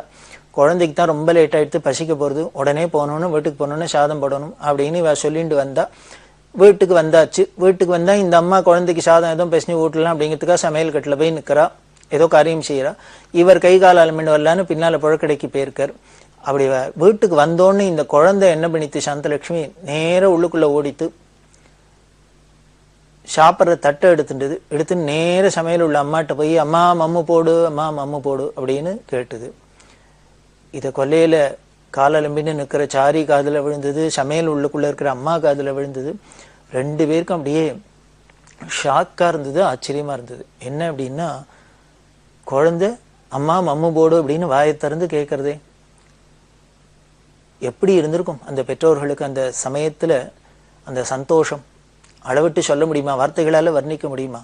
இப்படி பேசாத குழந்தை ஒரு க்ஷணத்துல பேசி எடுத்தேன். சரி, இது என்ன பெரியவா பிரார்த்தனை பண்ணி தான் பேசணும்னு வச்சாலே, இப்படி க்ஷணகாலத்துல பெரியவாள்கிட்ட போறதே ஊமையா இருந்த குழந்தை, பேசாத இருந்த குழந்தை, பெரியவா வாயை திறந்து வாக்கால சொன்னா நன்னா பேசுவோம், நிறைய பேசுவோம் அப்படின்னு சொன்னோன்னு வீட்டுக்கு வந்தா உடனே பேச ஆரம்பிச்சுடுத்தேன். இப்படி பிரார்த்தனை பண்ணிட்டாதான் பெரியவா அனுகிரகம் பண்ணுவாளா? பிரார்த்தனை பண்ணலைனாலும் அனுகிரகம் பண்ண வேண்டாமா அப்படின்னு. பிரார்த்தனை பண்ணலைனாலும் அனுகிரகம் பண்றதுக்கு காத்துட்டு தான் இருக்கா பெரியவா. எப்பொழுதும் எல்லாருக்கும் அனுகிரகம் தான் பண்றா. இருந்தாலும் நம்ம பிரார்த்தனை பண்ணி அது பலிக்கிறது நமக்கு இன்னும் ஒரு நம்பிக்கை வருது, ஜாஸ்தி வருது. நம்ம எதற்கு வேணும்னாலும் கேட்டாக்க பிரார்த்தனை பண்ணிட்டா நிறைவேறிடும் அப்படின்னு நமக்கு ஒரு மனசுல ஒரு தைரியம் வருதோ இல்லையோ, அதுக்காக தான் ஈஸ்வரன் அப்படி பண்றாரு. யாரா இருந்தாலுமே என்ன ஒரு விஷயமா இருந்தாலும் நாமளாவே கொடுக்க போறோம் அப்படின்னாலோட கேட்டு கொடுக்குறோம். நாம அம்மாட்ட போய் இது வேணும் அது வேணும் கேட்கிறோம். காரணம் என்ன அப்படின்னு, ஏதோ நம்ம கேட்டு அப்பா அம்மா நமக்கு செஞ்சுட்டாப்புல நமக்கு ஒரு திருப்தி, அதனால அவ மேல இன்னும் அன்பு தான் வளருது. நம்ம கேட்டதெல்லாம் கொடுக்குறாப்பா, நம்ம சொன்னதெல்லாம் செய்யறாப்பா அப்படின்னு அவள்கிட்ட இன்னும் பிரியம் ஜாஸ்தியாருது. அது போலதான் நமக்கு பக்தி வளர்றதுக்காகவே ஈஸ்வரன் இப்படி பிரார்த்தனை பண்ணினப்புறமும் அனுகிரகம் பண்ணணும்னு வைக்கிறார் போல இருக்கு. பிரார்த்தனை பண்ணாதையும் அனுகிரகம் பண்றதுங்கிறதும் இருக்கு, ரெண்டு விதத்திலையும் இருக்கு. அது அவளோட புண்ணிய பலனை பொறுத்தது அப்படின்னு வேணா சொல்லாம என்னமோ பிராரப்தத்தை பொறுத்தது. அதே போலதான் இங்க சாரியாருக்கும் என்ன பண்ணினா அந்த பொண்ணோட வாயை திறந்து பேசும்படியுமா அனுகிரகம் பண்ணிட்டா பெரியவா. ரொம்ப சந்தோஷம். இதுக்கப்புறம் இவாளுக்கு இன்னும் பெரியவாள்கிட்ட பக்தி வளர்றதுக்கு வேற ஏதாவது பண்ணணுமா என்ன? ஒண்ணும் பண்ண வேண்டாம். அதுக்கு முன்னாலேயே பிரம்ம பக்தியோட தான் இருக்கா. அந்த பக்திக்காக தான் இப்படி ஒரு அனுகிரகம் பண்ணியிருக்கா. இருந்தாலும் பெரியவாள்கிட்ட பிரார்த்தனை பண்ணோன்னு குழந்தை பேச ஆரம்பிச்சாச்சுன்னு ரொம்ப சந்தோஷம். இன்னைக்கு அந்த பொண்ணு பிரமாதமா படிச்சு எல்லாம் முன்னுக்கு சௌக்கியமா குடும்பத்தோட இருந்துட்டு இருக்கா அப்படின்னா இது பெரியவாளோட அனுகிரகம். எங்கேயோ பார்க்கணும் கதையில, ஒரு மூகருங்கிற ஊமைக்கு அம்பாளோட தாம்பூல விசேஷத்தினால ஒரு கவிஞராகி மோக பஞ்சசதின்னு 500 ஸ்லோகம் பண்ணினார். ஒரு ஹஸ்தாமலகர் பகவத்பாதால் நீ யாருப்பான்னு கேட்டோன்னு பேச ஆரம்பிச்சார். இன்னும் இது மாதிரி பல ஊமைகளா இருந்தவாள்லாம் பகவானோட அனுகிரகத்தினால அம்பாளோட கடாட்சத்தினாலாம் பேசியிருக்கா அப்படின்லாம் நாம சொல்றோம். இது புராண இதிகாசங்கள்லாம் படிக்கிறோம். ஆனால் இது நாம நேர பார்த்த ஒரு நிகழ்ச்சி. இந்த நிகழ்ச்சியில சம்பந்தப்பட்டவா எல்லாரும் இன்னைக்கும் சௌக்கியமா இருந்துட்டு இருக்கா. அப்படி அனுகிரகம் பண்ணின அந்த பரமாத்மாவான பெரியவாளும் இன்னமும் பிரத்யக்ஷமா நமக்கு அனுகிரகம் பண்ணிட்டு தான் இருக்கா அப்படின்லாம் தெரியறது. இப்படி இவாளோட இந்த பக்தி வளர்றது. அப்படி வளர்ந்துன்னு வரத்தே அதுக்கப்புறம் அடிக்கடி பெரியவாள்கிட்ட தரிசனம்லாம் பண்ணிட்டு இருக்கிறதே என்ன பண்ணார், இப்படி சாயந்திரமா வந்திருக்கா, பேச ஆரம்பிச்சுடுத்து. அன்னைக்கு ராத்திரி நேரம் ஆயிட்டதுனால உடனே பெரியவாள்கிட்ட போய் சொல்ல முடியல, இப்படி ஒரு அதிசயம் நடந்திருக்கு, அது போய் பெரியவாள்கிட்ட சொல்லி நன்றி தெரிவிக்கணுமே. உடனே மறுநாளைக்கு கார்த்தால போனா. போய் நேத்திக்கு தான் பெரியவாள்கிட்ட பிரார்த்தனை பண்ணோம். வீட்டுக்கு போனோடனே குழந்தை பேச ஆரம்பிச்சு கொடுத்து அப்படின்னு சொன்னா பெரியவா, நன்னா பேசிட்டு போ, நன்னா இருப்போம், அதான் க்ஷேமமா இருப்போ அப்படின்னு திருப்பி ஆசீர்வாதம் பண்ணி அனுகிரகம் பண்ணிட்டு இவர் உருகி நிக்கிறதே, பெரியவா எனக்கு நீ ஒண்ணு பண்ணுவியா அப்படின்னு கேட்டா. எனக்கு ஒரு ஒத்தாசை பண்ணுவேன் அப்படின்னா. சாரியார் ரொம்ப உருகினர். என்ன பெரியவா நம்மள்ட்ட உதவி கேட்கிறா, என்ன பண்ணணும், பெரியவா உத்தரவு பண்ணணும், என்ன பண்ணணும்னாலும் சொன்னாலும் காத்துன்னு இருக்கேன் அப்படின்னா. காமாட்சி கோவில நவராத்திரி சமயத்துல பிரபலமா உற்சவம் நடக்கிறது. அதுல வித்வான்கள்லாம் கச்சேரியெல்லாம் பண்றா. ஏன்னா அம்பாளுக்கு ரொம்ப இந்த நாதோபாசனைங்கிறது ரொம்ப முக்கியமானது. அதுல பல வித்வான்கள்லாம் எல்லாரும் கச்சேரியெல்லாம் பண்ணிட்டு இருக்கா. அதுக்கு ஜானகிராமையான்னு இருக்க, ராஜப்பான்னு அவ 2 பேர் இருக்கா. ஜானகிராமையா செல்லப்பா இவாள்லாம் இருந்து எல்லாம் பண்ணிட்டு இருக்கா. இருந்தாலும் நீ அவளுக்கு ஒத்தாசை பண்ணினீன்னா பரவாயில்ல, ஒண்ணு வச்சுக்கோ, இனிமே வருஷா வருஷம் காமாட்சி கோவில இந்த 10 நாள் உற்சவத்திலையும் இந்த கச்சேரியெல்லாம் நன்னா நடக்கிறதுக்கு நீ ஒன்னால ஆன கைங்கரியத்தை பண்ணணும். இதை சாஸ்வதமா அம்பாளுக்கு பண்ணு. இதைத்தான் ஒரு பிரதி உபகாரமா பெரியவா எதிர்பார்த்து அவர்கிட்ட கேட்டது. அதுக்கப்புறம் அவர் பரம சந்தோஷத்துல பெரியவா ஆக்ஞை அப்படி இருக்குன்னா நிச்சயம் அவசியம் பண்றேன் அப்படின்னு சொல்லி பெரியவா அனுகிரகத்தின அதுக்கப்புறம் நவராத்திரி உற்சவத்துல காமாட்சி கோவில்ல ரொம்ப விமரிசையா கச்சேரி உற்சவம்லாம் நடத்தின்னு இருக்க, சங்கீத உற்சவம்லாம் நடக்கிறது. அது மட்டும் இல்ல, இந்த காமாட்சி கோவில்ல கச்சேரிக்கிறவாள்லாம் என்ன பண்ணுவார் அப்படின்னா, சரி நேர மடத்துக்கு முதல்ல அழிச்சுன்னு பெரியவா என்ன சொன்னா அப்படின்னா, இந்த சங்கீத வித்வானுங்களுக்கெல்லாம் சம்பாவனையை விட அந்த உபச்சாரம் தான் முக்கியம். அவளை அழிச்சுன்னு கொண்டு விட்டு அவளுக்கு ஆகார வசதிகள்லாம் பண்ணி கொடுத்து சௌக்கியமா தங்கறதுக்கு இடம் கொடுத்து இந்த சிசுருஷையெல்லாம் பண்ணாலே, இந்த ஒத்தாசையெல்லாம் பண்ணினாலே, இந்த சௌரியம் பண்ணி கொடுத்தாலே அவ இன்னும் சந்தோஷமா பாடுவா, இன்னும் சந்தோஷமா கச்சேரியெல்லாம் பண்ணுவா. அதனால அதை பண்ணு அப்படின்னு சொல்ல அப்படிதான் பண்ணின்னு இருக்கார்.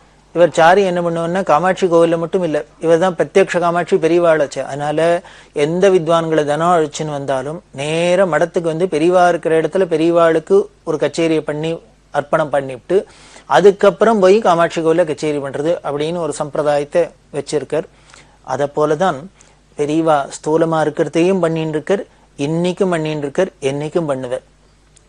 காரணம், இது நம்மளோட கைங்கரியத்தினால நடக்கிறது அப்படின்னா நம்மளோட சக்தியினால நடக்கல. பராசக்தியான ஆதிபராசக்தியான காமாட்சியான பெரியவாளோட அனுகிரகம், அவளோட வாக்கு, அவளோட உத்தரவு பண்ணு அப்படின்னு சொல்லிட்டாள்னா சாஸ்வதமா அது நடக்கிறதுக்கு அவ அனுகிரகம் பண்ணிட்டா அப்படின்னு அர்த்தம்.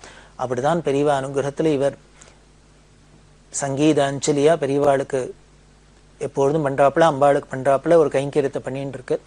அப்படி இருக்கிற அந்த சாரிக்கு இந்த காஞ்சி காமகோடி பீடத்திட்டையும் பெரியவாள்கிட்டையும் காமாட்சிட்டையும் எவ்வளவு பக்தி அப்படிங்கிறதுக்கு இன்னொரு ஒரு நிகழ்ச்சி பார்த்தா ஆச்சரியமா இருக்கும். காஞ்சிபுரத்துல சகஸ்ர சண்டி யாகம் நடந்திருந்தது. அந்த சண்டி ஹோமம் பூர்த்தியாக போறது. அது பூர்த்தியாகத்தே பூர்ணாகுதி பண்ணுவா. அந்த பூர்ணாகுதிக்கு காஞ்சி காமகோடி பீடாதிபதிகள் ஆச்சாரியெல்லாம் வந்திருக்கா. இந்த சாரியும் பக்கத்துல இருக்கார்.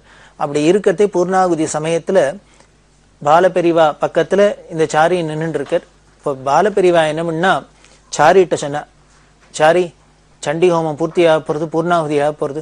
அதனால பூர்ணாகுதி சமயத்துல எதை பிரார்த்தனை பண்ணிட்டாலும் அம்பாள் அனுகிரகம் பண்ணுவார், ஈஸ்வர அனுகிரகம் பண்ணுவார். அதனால நீங்க இந்த சமயத்துல மனசார உங்களுக்கு வேணுங்கிறதெல்லாம் பிரார்த்தனை பண்ணீங்கோ, அம்பாள் எல்லாத்தையும் கொடுப்போம். அதுக்கும் மேல நமக்கு இனிமே ஜென்மாவே இல்லாத பண்ணிடுவோம், பெரிய மோட்சத்தையே சாயுஜ்யத்தையே கொடுத்துருவோம், பிரார்த்தனை பண்ணிங்கோ அப்படின்னு. இதை பாலபெரிவா சொன்னோன்னு சாரி சொன்னார், நான் பெரியவா உத்தரவு பண்றா பிரார்த்தனை பண்ணிக்கிறேன். ஆனா இப்ப பெரியவா கடைசியா சொன்னாலே இனிமே ஜென்மாவே இல்லாத பண்ணிடுவா, ஜென்மா வேண்டாம் அப்படின்னு சொன்னாலே. ஆனா எனக்கு என்ன ஆசை அப்படின்னா, அது மட்டும் வேண்டாம், எனக்கு ஜென்மா நிறைய வேணும் அப்படின்னு. பாலபெரிவாளுக்கு ஒரு ஷாக்கு, ஆச்சரியம். என்னையா எல்லாரும் ஜென்மா வேண்டாம் வேண்டாம் வேண்டாம் அப்படின்னு தான் சொல்லுவா. இதைத்தான் எல்லாரோட பிரார்த்தனையாவும் இருக்கு. இவர் என்னடான்னா ஜென்மா வேணுங்கிறாரு, ஏன் இப்படி சொல்றாரு அப்படின்னா, அதுக்கு அவர் சொன்ன விளக்கம் என்ன, நீங்க சாரியார் எப்படி சொல்றாரு அப்படின்னா, அவர் சொன்னார், இல்ல எனக்கு திருப்பி நிறைய ஜென்மா கிடைச்சாதானே நான் இந்த காஞ்சி காமகோடி பீடத்துல இருக்கிற பீடாதிபதிகளுக்கும் இந்த காமகோடி பீடத்துக்கும் இந்த காமாட்சிக்கும் கைங்கரியம் பண்ண முடியும். இந்த சங்கீத சேவையெல்லாம் பண்றது, இது மாதிரி எல்லாம் கைங்கரியம் பண்ணணும்னாக்க எனக்கு ஒரு ஜென்மா இருந்தாதானே பண்ண முடியும். அதனாலதான் சொல்றேன், எனக்கு எத்தனை ஜென்மா இருந்தாலும் பரவாயில்ல, நிறைய ஜென்மா வரட்டும், எந்த ஜென்மா வந்தாலும் இது மாதிரி இந்த காமகோடி பீடத்து ஆச்சாரியாளுக்கும் இந்த காமகோடி பீடத்துக்கும் இந்த காமாட்சிக்கு எனக்கு கைங்கரியம் பண்றாப்புல இருக்கணும், கைங்கரியம் பண்ற பாக்கியம் கிடைக்கணும், அதனால எனக்கு ஜென்மா வேணும் அப்படின்னு. இது பாலபெரிவாளுக்கு ஆச்சரியமா இருந்தது. இந்த பக்தியை நினைச்சு அவளுக்கு ரொம்ப சந்தோஷமா இருந்தது. பக்தின்னா எந்த அளவுக்கு உசந்த அளவுக்கு இருக்கு. ஏன்னா அவ பண்ணியிருக்கிற அனுகிரகத்துக்கு, இந்த குருநாதால் பெரியவா பண்ணியிருக்கிற அனுகிரகத்துக்கு எத்தனை ஜென்மாந்திரம் எடுத்து கைங்கரியம் பண்ணினா கூட, சேவை பண்ணினா கூட நமக்கு மனசுல போறோம்னு ஒரு திருப்தி கிடையாது, நாம பட்ட கடனை அடைச்சிட்டோம் அப்படின்னு தோணாது. அதைத்தான் இந்த சாரியோட மனோபாவம் காவிக்கிறது. இது சாரிக்கு மட்டும்தான் இப்படி தோன்றதா என்ன, காலங்காலமா பார்த்தா பல மகான்களுக்கும் இப்படித்தான் தோணியிருக்கு. ஆழ்வார் சொல்றாரு, இச்சுவை தவிர யான் போய் இந்திர லோகமாலும் அச்சுவை பெருணும் வேண்டேன் அரங்கமா நகருளானே அப்படிங்கிற. இப்பேற்பட்ட ஸ்ரீரங்கத்திலிருந்துன்னு உன்னோட சேவையை சேவிச்சுன்னு, உன்னோட திவ்ய மங்கள ஸ்வரூபத்தை சேவிச்சுன்னு உனக்கு கைங்கரியம் பண்றதை விட எனக்கு இந்திரலோகத்துல போய் தேவேந்திரனா கூட இந்திர பதவி கிடைத்தா கூட வேண்டாம்ப்பா, எந்த ஒரு பதவியும் வேண்டாம், எந்த ஒரு லோகமும் வேண்டாம், இந்த பூலோகத்திலேயே இப்படியே இருக்கேன் அப்படின்னு அவர் பிரார்த்தனை பண்றார். இதே போலதான் அப்பர் சுவாமிகளும் என்ன பண்றார், இனித்தமுடன் எடுத்த பொற்பாதமும் காணப்பெற்றால் மனித்த விரைவியும் வேண்டுவதே மாநிலத்தை அப்படிங்கிற. இப்ப ஏற்பட்ட அவன் ஆடிய திருவடியை பார்த்தா, தூக்கிய திருவடியை பார்த்து தரிசனம் கிடைக்கும், தரிசனாத் அப்ரசதஸ் அப்படின்னு சொல்லக்கூடிய அந்த சிதம்பர தரிசனம் கிடைக்கும், உன் திருவடி தரிசனம் கிடைக்கும் அப்படின்னா எனக்கு இந்த உலகத்துல பூமியில மனுஷ ஜென்மாவும் வேணும்பா அப்படிங்கிற. இதையும் தாண்டி இன்னொன்னுல சொல்ற, புழுவாய் பிறக்கினும் புண்ணியா உன்னடி என் மனத்தே மறவாதிருக்க வரந்தரல் வேண்டும் அப்படின்னு. இப்படி மனுஷனா பிறந்துதான் உன்னை ஸ்மரிச்சு உனக்கு கைங்கரியம் பண்ணுங்கிறதுல, புழு பூச்சியா புல்லாய் போடுவா எதுவா இருந்தா கூட உங்ககிட்ட பக்தி பண்ணணும் அப்படிங்கிறது. அதே மாதிரி இன்னொரு ஆழ்வாரும் சொல்றார், படியாய் கிடந்துன் பவழவாய் காண்பேன் அப்படின்னு திருமலையில பெருமாள்கிட்ட பிரார்த்தனை பண்றார். உன்னோட கோவில் வாசல்ல இருக்க படியாயிருந்து உன்னோட பவழவாய் பார்த்து பார்த்து நான் சந்தோஷப்படணும், ஆனந்தப்படணும், இந்த பிரம்மானந்தத்தை அனுபவிக்கணும் அப்படின்லாம் ஆழ்வார்கள் நாயன்மார்கள்லாம் பிரார்த்தனை பண்றது தானே, அவள்லாம் பண்ணினது தானே இங்கேயும் சாரியும் சொல்றார். எனக்கு திருப்பி திருப்பி எத்தனை ஜென்மா இருந்தாலும் பரவாயில்ல, என்ன ஒரே ஒரு கண்டிஷன், என்ன ஜென்மா எடுத்தாலும் இந்த குரு பக்தி இருக்கும்னா, குரு சேவை பண்ணுவேன்னா நான் எத்தனை ஜென்மா எடுக்கிறதுக்கும் தயார் அப்படின்னு சொல்றாருன்னா, அப்போ இவருக்கு தானே குரு கைங்கிற சிரோமணிங்கிறது எவ்வளவு பொருத்தமான பட்டமா இருக்கு அப்படிங்கிறது நமக்கெல்லாம் தெரியறது. எப்படி ஒரு சங்கராச்சாரியாருக்கு இப்படி ஒரு சாரியார் இருக்காரோ, அதே போலயே நாமளும் இந்த மனோபாவத்திலே பக்தி பண்ணி கிடைக்கக்கூடிய ஒரு மனுஷ ஜென்மா கிடைச்சிருக்கு, அதுக்கும் மேல பெரிய பாக்கியமா என்ன கிடைச்சிருக்குன்னு இப்படி நமக்கு வழிகாட்டுறதுக்கு ஒரு குருவா சாட்சாத் பகவத் பாதாளோட பீடமான ஆஸ்தானமான காஞ்சி காமகோடி பீடம் இருக்கு. அதுல குருமணிகள் இருக்கா. அவள்கிட்ட நாம பக்தி பண்ணிட்டு அவளை அண்டி அவளை ஆசிரயிச்சு அவள்கிட்ட பக்தி பண்ணி அவளை கைங்கரியம் பண்ணி நாம எடுத்த இந்த ஜென்மாவை கடதேத்திக்கலாம். இன்னும் என்னென்ன வேணுமோ நமக்கு இகத்து காட்டும் பரத்து காட்டும் எதுவா இருந்தாலும் கொடுக்கறதுக்கு காமதேனு கல்பவருஷம் மாதிரி அப்படி ஒரு குருவும் குருபீடமும் இருக்கு. அப்படிங்கிற ஒரு சௌரியம் இருக்கிறதே அதை உபயோகப்படுத்திக்கணும் அப்படிங்கிறதான் பிரார்த்தனை. அதுக்கு நமக்கெல்லாம் ஒரு வழிகாட்டியா இருக்கார், முன்னுதாரணமா இருக்கார் அப்படின்னு இந்த டிவிஆர் சாரியை நாம கொள்ளலாம். இவர் மாதிரியே நமக்கும் பக்தி வரட்டும் அப்படின்னு நாம பிரார்த்தனை பண்ணிப்போம். அப்படி இருக்கிற பெரியவா இன்னும் பல விஷயங்கள் அவ சன்னதியில நடந்துட்டே தான் இருக்கும். அப்படி இருக்கிற பெரியவா எப்படி என்ன பண்றா அப்படின்னா, ஒரு பாடசாலைக்கு போனா இந்த பாடசாலையில உள்ளுக்குள்ள போறதே அந்த பாடசாலையில சமைக்கிறவர் சேவை பண்ணிட்டார் குழந்தைகளுக்கு டிஃபனுக்கு. சேவையா அப்படின்னா, ஏன்னா பாடசாலையில ஏதோ சேவை எல்லாம் பண்ற அளவுக்குலாம் இருக்க மாட்டா, ஏதோ ஒரு உப்புமாங்கன்றது பொங்கலை பொங்கி போறது அப்படின்னு தான் இருக்கும். ஆனா இவ சேவை பண்றதை பார்த்தோன்னு ரொம்ப சந்தோஷமா இருந்தது. பெரியவா உடனே என்னன்னா தினம் இந்த சேவையை பண்ணிட்டு அப்படின்னா அவருக்கு பயம் வந்துடுத்து. என்ன பெரியவா தினம் சேவை பண்ண சொல்றாளே, தினம் ஒரு நாளைக்கு சேவை பண்றதே கஷ்டமா இருக்கே அப்படின்னா பெரியவா சொல்றா, நான் தினம் சேவை பண்ணணும்னு பயந்துட்டே ஆக்கும். நான் சொன்னது என்னன்னா, உனக்கு பெரிய பாக்கியம் கிடைச்சிருக்கு, இப்படி வேதம் படிக்கிற குழந்தைகளுக்கெல்லாம் உங்கையால சமையல் பண்ணி சாதம் போடுறதுக்கு பாக்கியம் கிடைச்சிருக்கு, இதை பண்ணு, இதை விட எங்கேயோ ஹோட்டல்ல நிறைய சம்பளம் கொடுக்குறான்னு நினைச்சுன்னா அங்க போயிடாத பணத்துக்கு ஆசைப்பட்டு, அதனால இந்த சேவையை தினம் கைங்கரியம் பண்ணு, இந்த வேத வித்துக்களுக்கு உன் கையால சமைச்சு போடுறது பெரிய பாக்கியமா நினைச்சு கிடைச்சிருக்கு, அது பண்ணுன்னு சொன்னேன் அப்படின்னு அவருக்கு கிளாரிஃபை பண்ணிட்டு, அதுக்காக அந்த சேவை பண்றோங்கிறதுனால இந்த சேவை பண்றதை விட்டுறாதே, இதையும் எப்பப்பெல்லாம் முடியறதோ மாசத்துக்கு ஒரு தரமானு பண்ணி போடு, குழந்தைகளுக்கு வாய்க்குறிச்சியா பண்ணி போடுப்பா அப்படின்னு ஆசீர்வாதம் பண்ணி அனுகிரகம் பண்ணினா. இது பெரியவாளோட பிரியத்தை காமிக்கிறது. யாரா இருக்கட்டும், வேதம் படிச்சவாளா இருக்கட்டும், சாமானிய மனுஷாளா இருக்கட்டும், பண்டிதர்களா இருக்கட்டும், பாமரர்களா இருக்கட்டும், எல்லாத்தையும் ஒரே பிரியத்தை காமிச்சிருக்கா, பார்த்து பார்த்து அனுகிரகம் பண்றாங்கன்னு நமக்கு தெரியுது. அப்படி உள்ள பெரியவாளோட அந்த அருள் மழையில இன்னமும் நாம தொடர்ந்து நினையலாம். பெரியவா சரணம். இந்நிகழ்ச்சியின் அடுத்த பகுதி நாளை மாலை இதே நேரத்தில் ஒளிபரப்பாகும். பெரியவா சரணம். பெரியவா சரணம். அடுத்த நிகழ்ச்சி திருவாசக இன்னிசை. வழங்குபவர் ஸ்ரீ சத்குருநாத தேசிகர் அவர்கள். பெரியவா சரணம். திருச்சிற்றம்பலம்.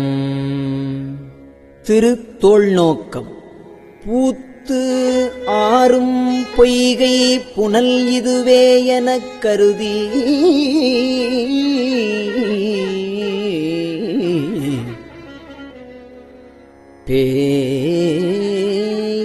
பேய்த்தேர் முகக்குறும் பேதை குணம் ஆகாமே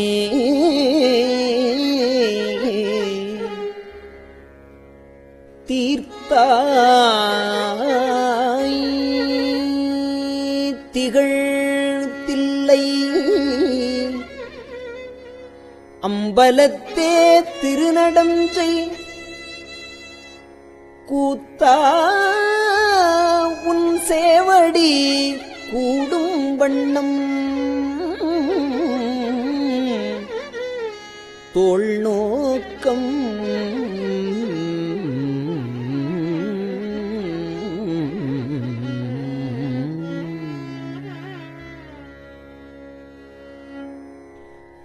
என்றும் பிறந்து இறந்து என்றும் பிறந்து இறந்து ஆழாமை ஆண்டு கொண்டான் கன்றால் விளவறிந்தான் பிரமன்.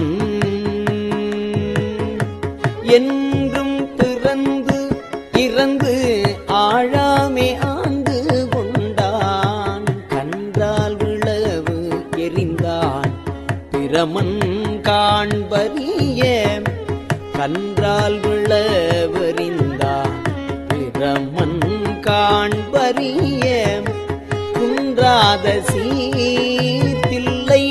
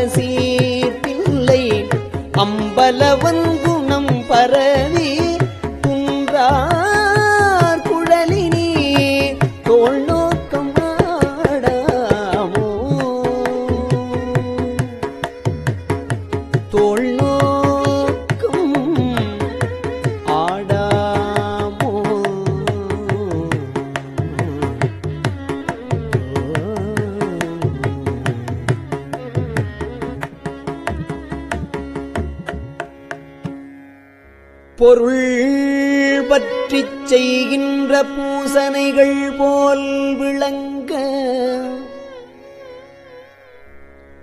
செருப்புற்ற சீரடி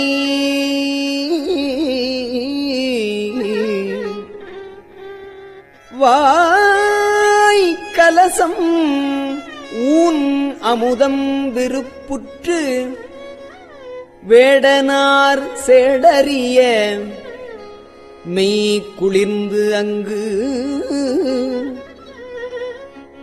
வேடனார் சேடறிய மெய் குளிர்ந்து அங்கு அருள் பெற்று நின்றவா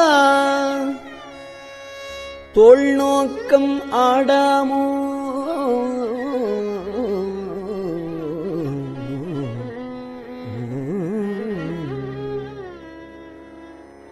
கற்போலும் நெஞ்சம் கசிந்துருக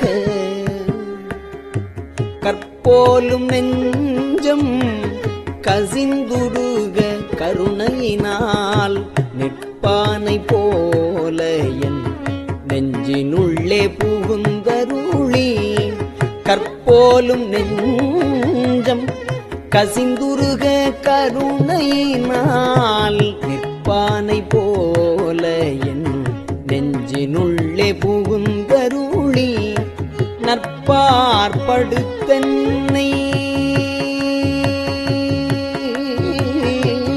நற்பார்படுத்து என்னை நாடறியத்தான் இங்கல் சொற்பாலதானவா தோள் நோக்கம் ஆடாமோ தோள் நோக்கம் ஆடாமோ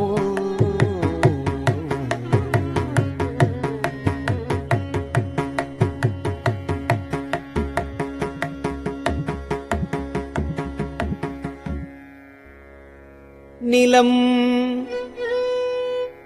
நீர் நெருப்பு உயிர் நீள் விசும்பு நிலா பகலோன்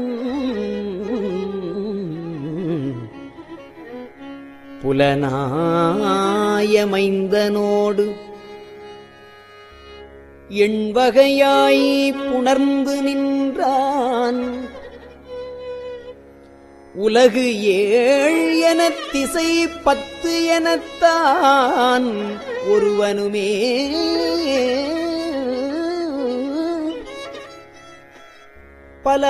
பலவாகி நின்றவா தோள் நோக்கம் ஆடாமோ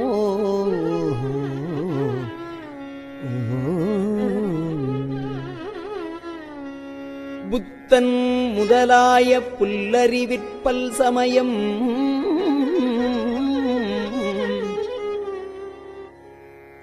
தத்தம் மதங்களில் தட்டுழுப்பு பட்டு நிற்க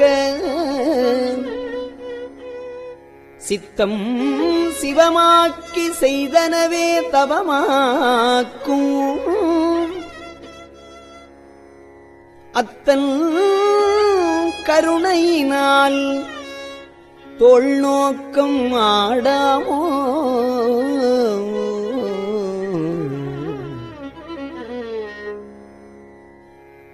தீதில்லை மாணி சிவகருமம் சிதைத்தானை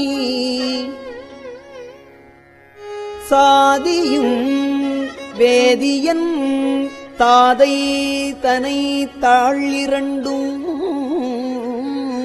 சேதிப்ப தீதில்லை மாணி சிவகருமம் சிதைத்தானை சாதியும் வேதியன் தாதைதனை தாழிரண்டும் சேதிப்ப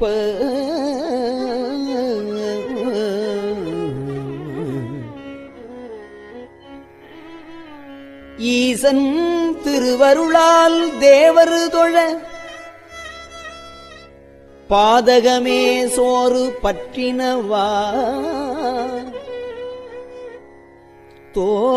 தோள் நோக்கம்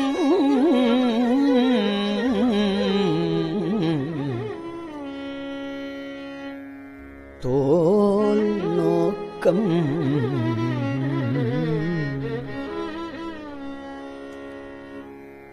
மானம் அழிந்தோம்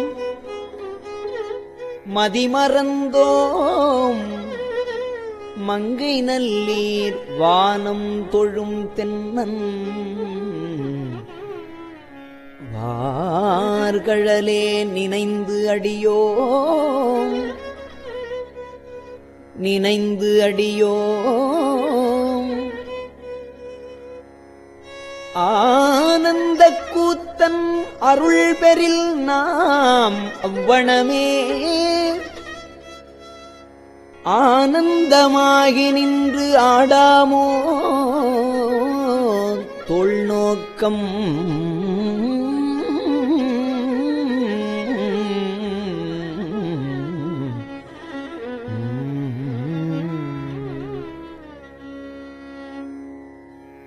எண்ணுடை மூவர் இராக்கதர்கள் எரி பிழைத்து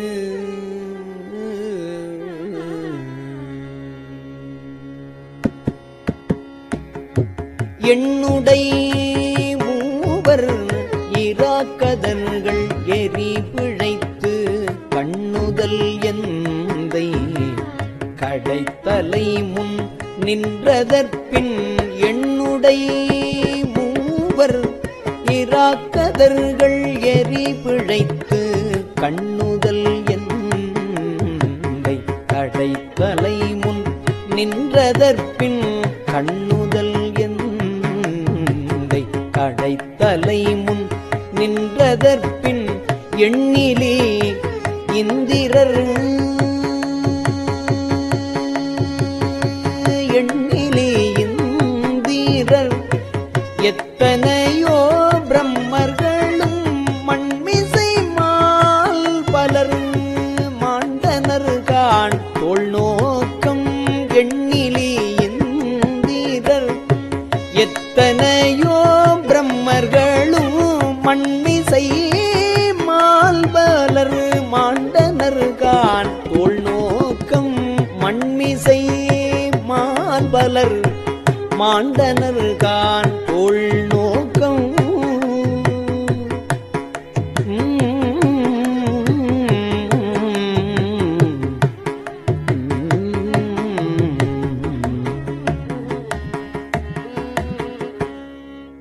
பங்கயம் ஆயிரம் பூவினில் ஓர் பூக்குறைய தம் கண் இடந்து அரண் சேவடி மேல் சாத்தலுமே சங்கரன் எம்பிரான் சக்கரம் மார்க்கு அருளியவாறு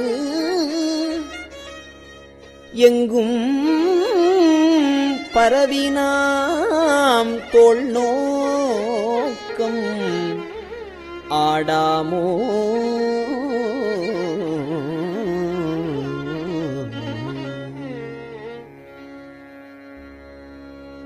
காமன் உடல் உயிர் காலன் பல்காய் கதிரோன் காமன் உடல் உயிர் காலன் பல் காய்கதிரோன் நாமகள் நாசி சிரம் பிரமன் கரம் எரியை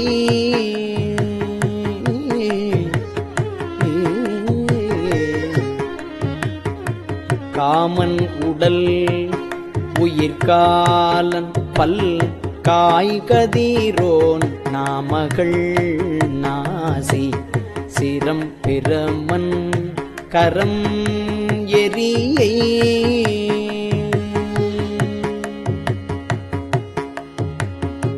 சோமன் கலை தலை தக்கனையும் எத்தனையும் தூய்மைகள் செய்தவா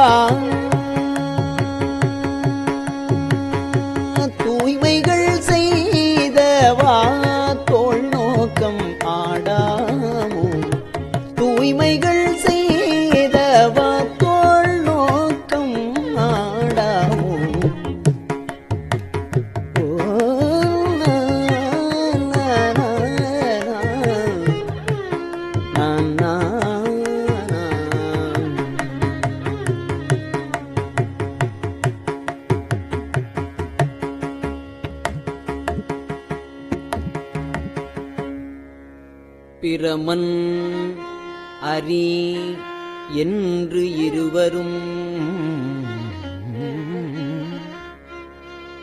தம் பேதைமையால்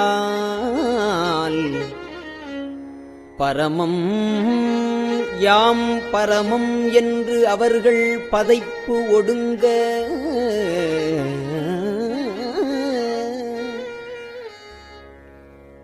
அரணார் அழல் உருவாய் அங்கே அளவு இறந்து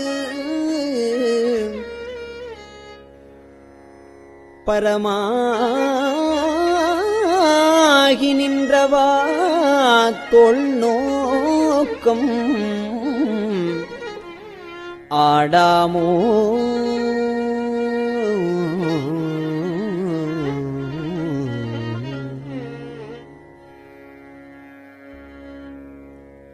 ஏழை தொழும்பனேன்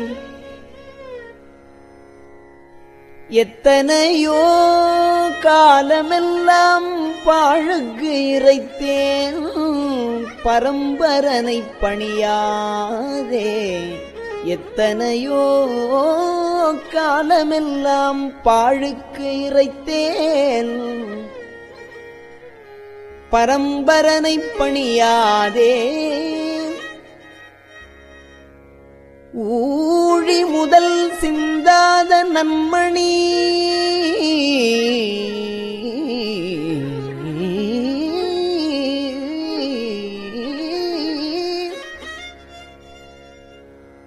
ஊழி முதற் சிந்தாத நன்மணி வந்து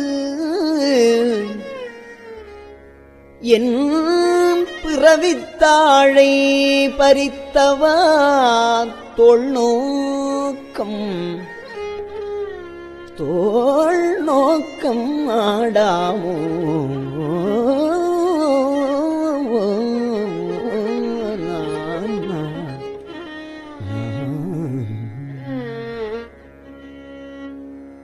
உரை மாண்ட உள்ளோளி உத்தமன் வந்து உரை மாண்ட உள்ளோளி உத்தமன் வந்துளம் புகழும் கரை மாண்ட காம பெருங்கடலை கடத்தலுமே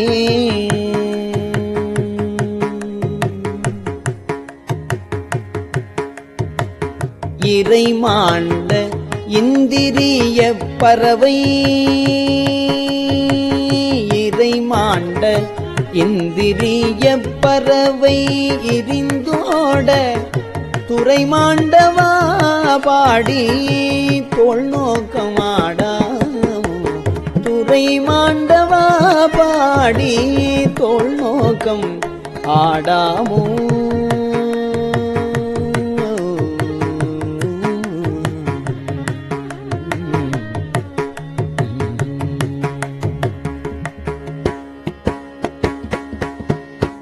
திருச்சிற்றம்பலம்.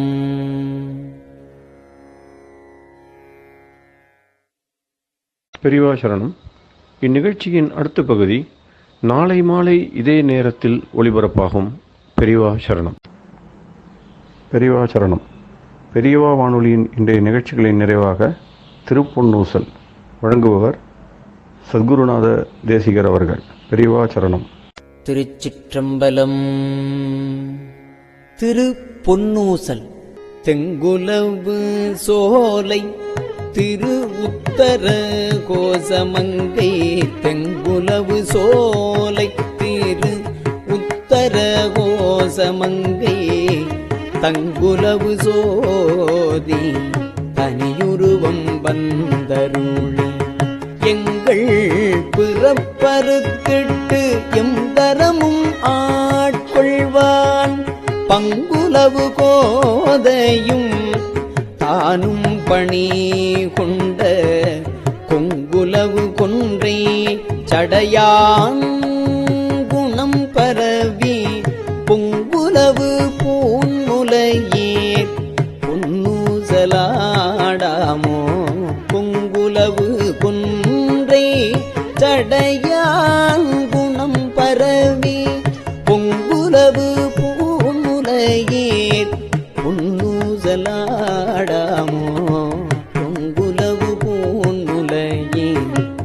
இன்னூசல் ஆடாமோ.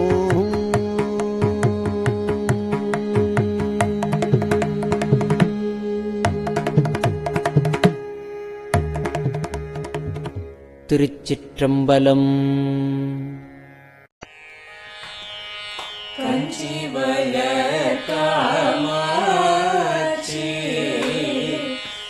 குழந்தாய் சங்கரரே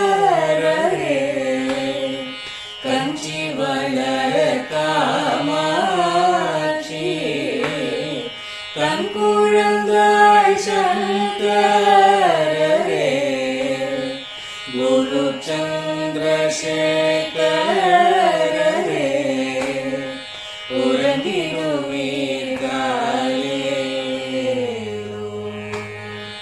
உறங்கிடுவீர்களே.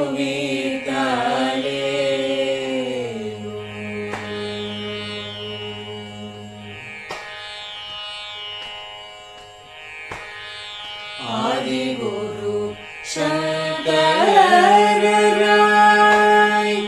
அன்றொரு நாள் வந்தவரே 68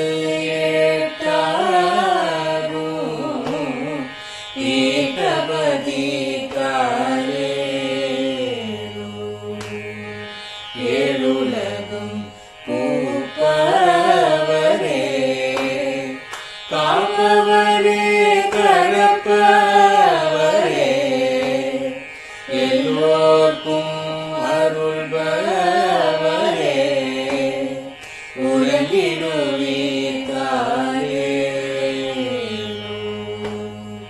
அயனுடனே மாலவனோ தேடிய பொற்பதத்தவரே அருமறைகள் சாற்றும் முயல் மலர்பதமே காலே முக்தி நிலை எய்திடவே சக்தி தரும் சத்குருவே முக்தி நிலை எய்திடவே சக்தி தரும் சத்குருவே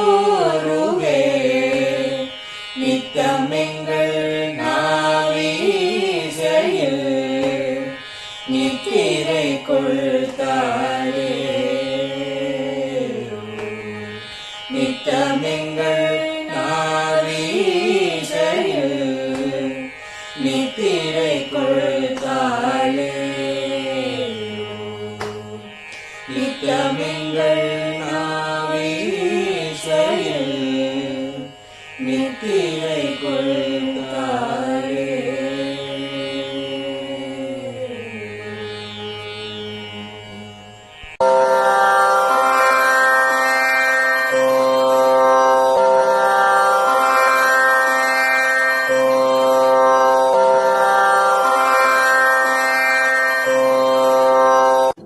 பெரியவா சரணம். பெரியவா வானொலியின் மாலை நிகழ்ச்சிகள் இத்துடன் நிறைவடைகின்றன. எமது அடுத்த ஒளிபரப்பு நாளை காலை இந்திய நேரப்படி 6 மணிக்கு துவங்கும். பெரியவா சரணம்.